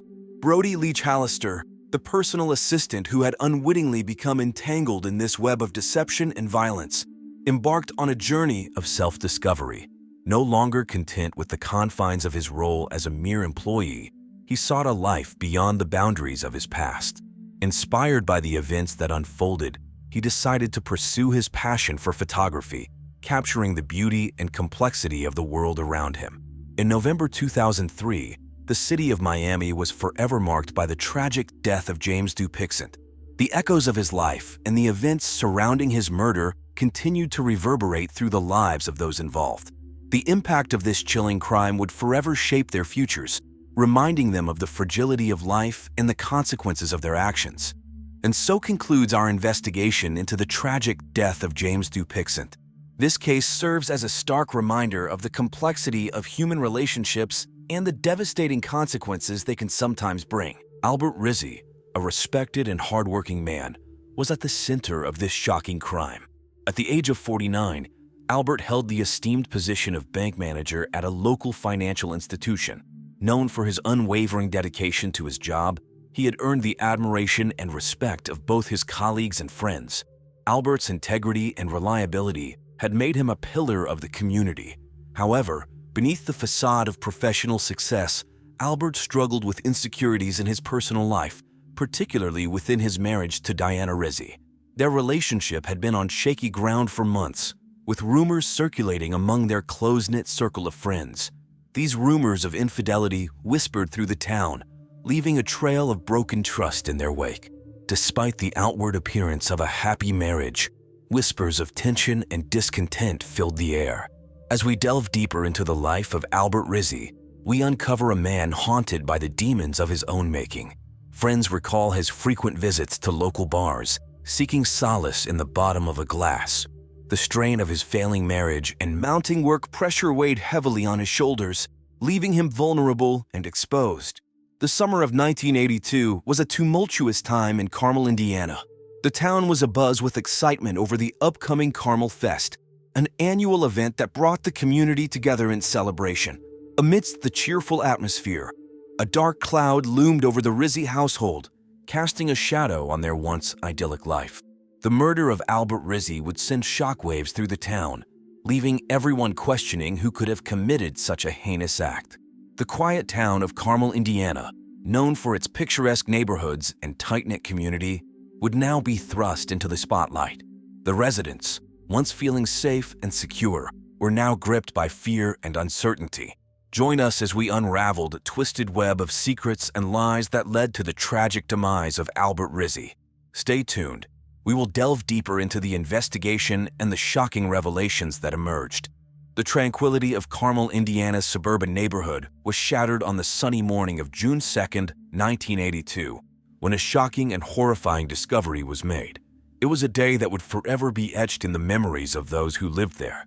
As the morning sun cast its warm glow over the neatly manicured lawns and picturesque houses, a neighbor, whose name we shall withhold for privacy reasons, went about their daily routine.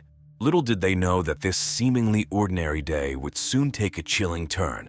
As they made their way towards Albert Rizzy's residence, a sense of unease began to creep in. Something felt amiss. Their heart raced, and a knot formed in their stomach. Upon reaching the front door, they hesitated for a moment, sensing an inexplicable foreboding. Summoning their courage, they entered the house, their footsteps echoing through the silent hallway. The air was heavy with an eerie stillness, broken only by the distant hum of a radio playing a popular tune from that summer. The neighbors' eyes darted around, searching for any signs of life. And then they saw it. In the dimly lit bedroom, bathed in the soft morning light filtering through the curtains, lay Albert Rizzy's lifeless body. The scene that unfolded before their eyes was straight out of a nightmare. The neighbors' heart pounded in their chest, their breath caught in their throat. Fear and panic washed over them like a tidal wave. They stumbled back, their minds struggling to comprehend the gruesome sight that lay before them. With trembling hands, they reached for their landline and dialed 911, their voice quivering as they informed the authorities of the horrifying discovery. Within minutes, the tranquil neighborhood was transformed into a hive of activity. Police cars, their sirens blaring, descended upon the scene. Yellow crime scene tape crisscrossed the area, marking it as a place of tragedy. Neighbors gathered in hushed clusters, their faces etched with shock and disbelief. The authorities swiftly responded to the distressing call from the quiet suburban neighborhood in Carmel, Indiana, on that sunny morning of June 2, 1982. Led by seasoned investigators, Detective Intrit and Officer Namazov, the police meticulously examined the crime scene where Albert Rizzy, a respected bank manager, had met his untimely demise. Upon entering the bedroom, the investigators were confronted with a haunting sight. The once pristine walls were now marred with splatters of blood, a chilling testament to the violence that had unfolded. The room itself seemed frozen in time, its atmosphere heavy with the weight of tragedy. Detective Intrit carefully surveyed the area, his experienced eyes honing in on every detail. He noted the position of the body, sprawled lifelessly on the floor, and the discarded gun nearby. The weapon, a .38 caliber revolver, had a distinct serial number etched onto its barrel. The detective made a mental note to cross-reference it with the local firearms database. Officer Namazov, armed with a camera, began meticulously documenting the scene. He captured close-up shots of the bloodstains on the walls, carefully noting their locations and patterns. Every angle was captured, ensuring that no crucial piece of evidence would be overlooked. The investigators knew the importance of thorough documentation in building a strong case. As the investigation progressed, the team discovered a few items of interest. A broken glass frame lay shattered on the floor, its remnants scattered around the room. Detective Intrit carefully collected the broken pieces, hoping to find fingerprints or other trace evidence. Nearby, a torn photograph caught Officer Namazov's attention. It depicted Albert and his wife Diana, smiling together at a local park. The torn edges suggested a possible struggle or argument. The investigators meticulously bagged and labeled each piece of evidence, ensuring a proper chain of custody. They knew that attention to detail was crucial, especially in a case that would undoubtedly attract media attention.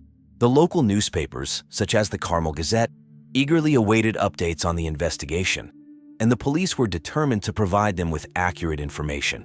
The investigation had only just begun, and everyone knew that the road ahead would be filled with twists and turns.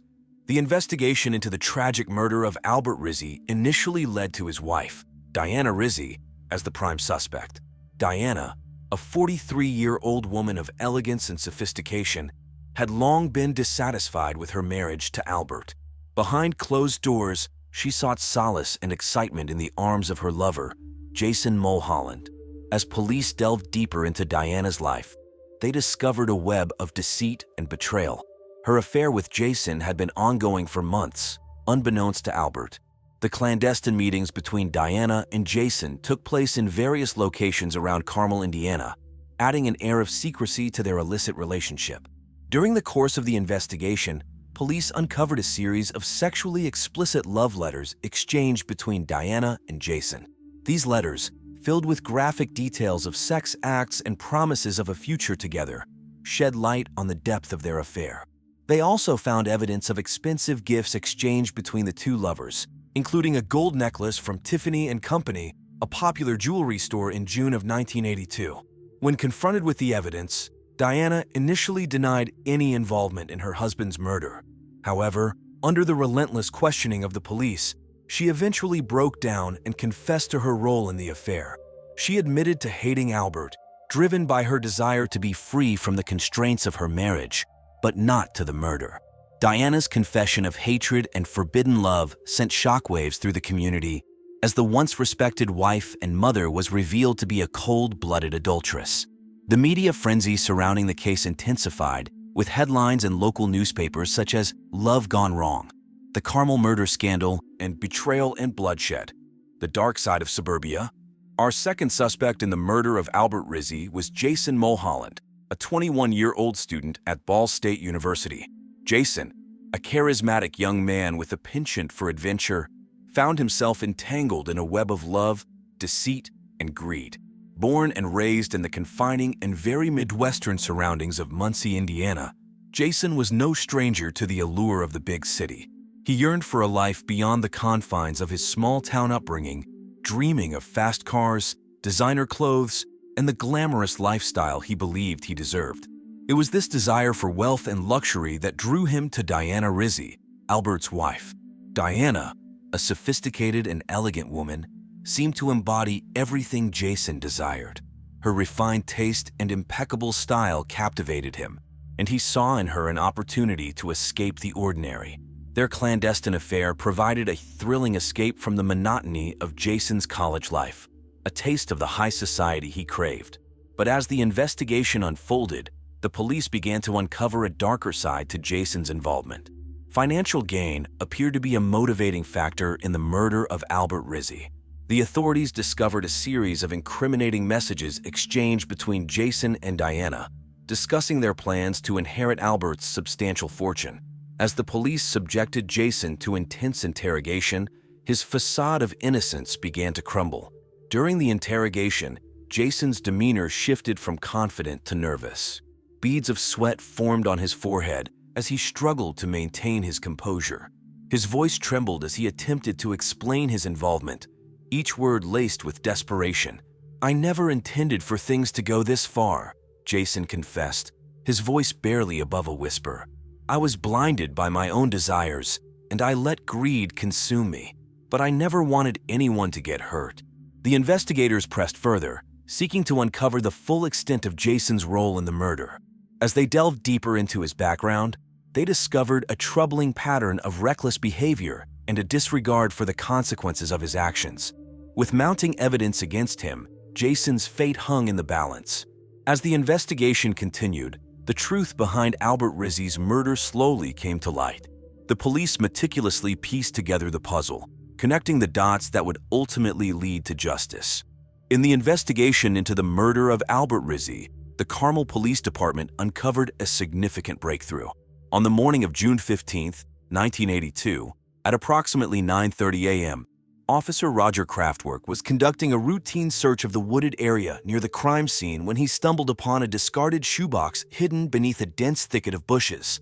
The shoebox, weathered and worn, contained a trove of valuable evidence that could potentially shed light on the identity of the perpetrator. Inside, investigators found a series of handwritten letters, photographs, and a small, blood-stained diary. The contents of these items, meticulously preserved within the box, have opened up new avenues of inquiry for the dedicated detectives working tirelessly to solve this baffling case. The letters, addressed to an individual known only as A.R., appear to be written by someone deeply familiar with Albert Rizzy's personal life. The author's words, filled with a chilling mix of love and resentment, hint at a long-standing grudge and a desire for revenge. The photographs, capturing candid moments from Albert's life, provide a haunting glimpse into the past. Among them, a picture of Albert and his wife Diana, smiling together on their wedding day, now takes on a more sinister meaning. The blood-stained diary, belonging to Albert himself, contained cryptic entries that speak of a growing paranoia and fear. The final entry, dated just days before his untimely demise, mentions an encounter with an unknown individual who threatened to expose a dark secret from Albert's past. Could this revelation be connected to his murder? The third suspect in the murder of Albert Rizzy was Carolina Coco Keeling, a 65-year-old neighbor residing in the quiet suburban neighborhood of Carmel, Indiana. Coco, known for her friendly demeanor and nosy nature, prided herself on being well-informed about the happenings in the community. However, behind her seemingly pleasant facade, Coco concealed a secret addiction to cocaine and a deep-seated jealousy towards the seemingly perfect marriage of Diana and Albert. As the police delved deeper into the investigation, suspicions arose regarding Coco's potential involvement in the heinous crime. Her close proximity to the Rizzy residence and her knowledge of the neighborhood's inner workings made her a person of interest. The police sought to uncover any hidden motives or connections between Coco and the victim.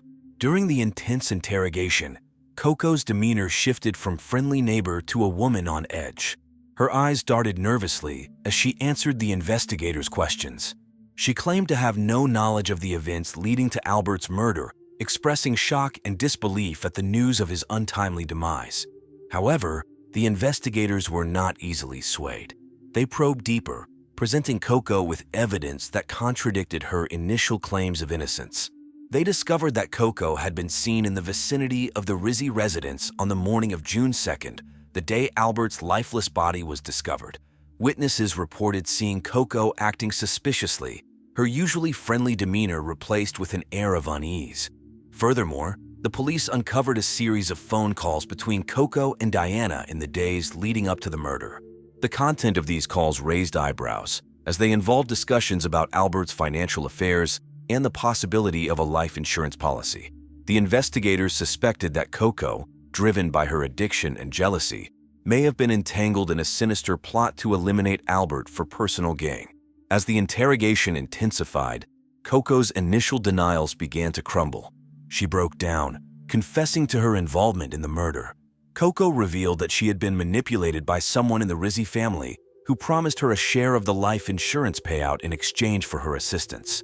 Overwhelmed by her addiction and fueled by envy, Coco succumbed to the cunning plan. The investigators, armed with this newfound information, were one step closer to unraveling the truth behind Albert Rizzy's murder. Their relentless pursuit of justice had led them down a twisted path where the veneer of suburban tranquility had been shattered by greed, addiction, and betrayal. In a shocking turn of events, the true identity of Albert Rizzy's murderer was uncovered by the diligent work of the police. It was none other than his own wife, Diana Rizzy, who emerged as the accused killer. The motive behind this heinous act was driven by a desire for freedom, passion, and financial security, all provided by Albert's life insurance policy. However, the truth took an even more sinister twist when it was revealed that Diana's own 16-year-old daughter, Sky Rizzy, was labeled as the actual mastermind behind the murder. Motivated by deep-seated feelings of neglect and resentment, Sky orchestrated her father's demise by psychologically manipulating her mother and her mother's lover, Jason Mulholland, a 21-year-old student at Ball State. Throughout the investigation, the police meticulously collected evidence, leaving no stone unturned in their pursuit of justice.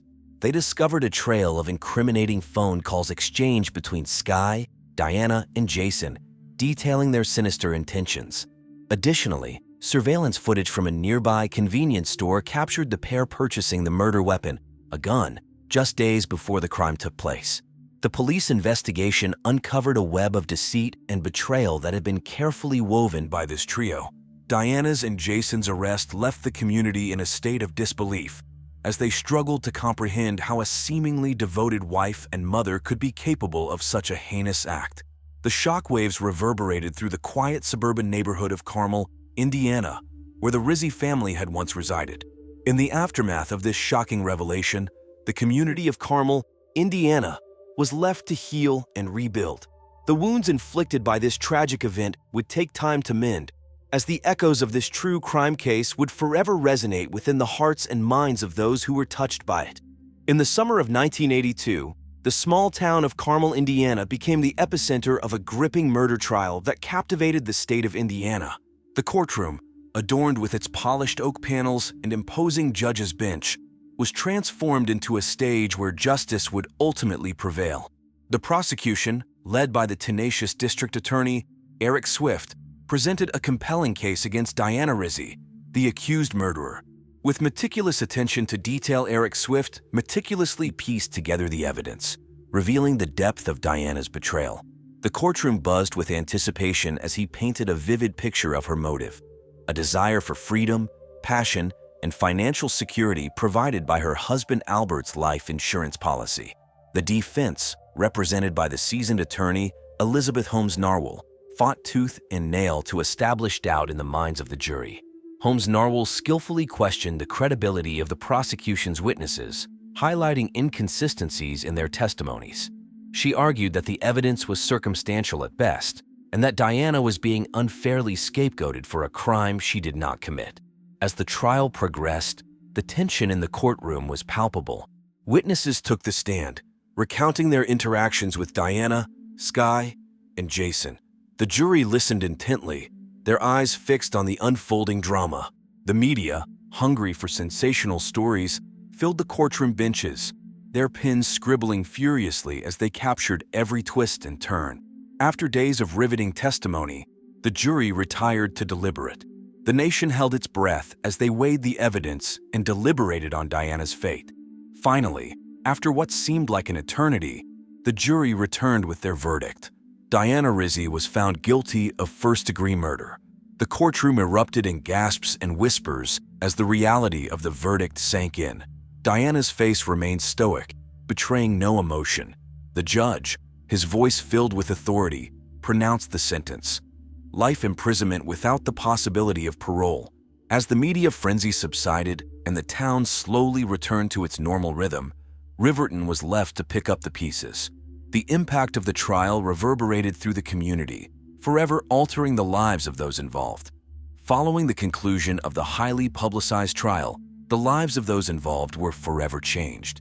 Carolina Coco Keeling, the nosy neighbor who had harbored deep-seated jealousy towards the Rizzy family, found herself ostracized by the community. The revelation of her secret addiction to cocaine only intensified the disdain towards her.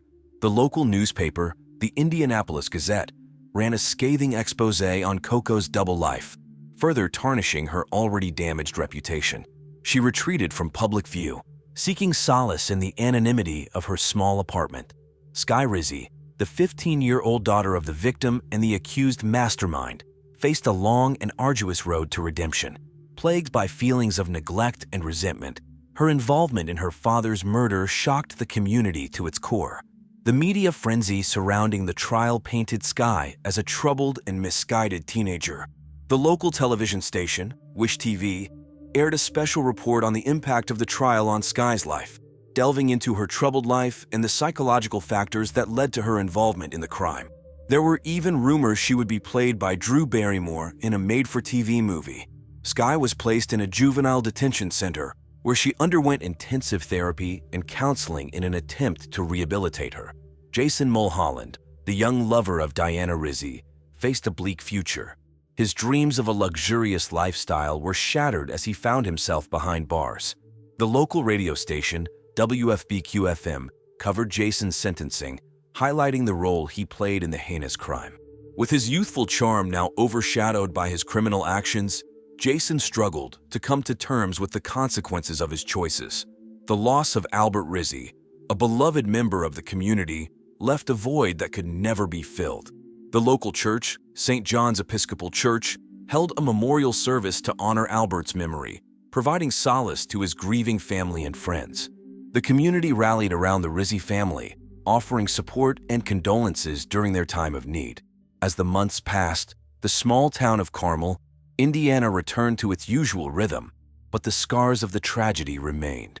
The impact of the events that unfolded in June of 1982 continued to reverberate through the lives of those involved, forever altering their paths. And so, the story of Albert Rizzy's murder comes to an end. In the quiet suburban neighborhood of Carmel, Indiana, the dark underbelly of seemingly idyllic lives was exposed. Love, betrayal, and a shocking twist left an indelible mark on all those involved.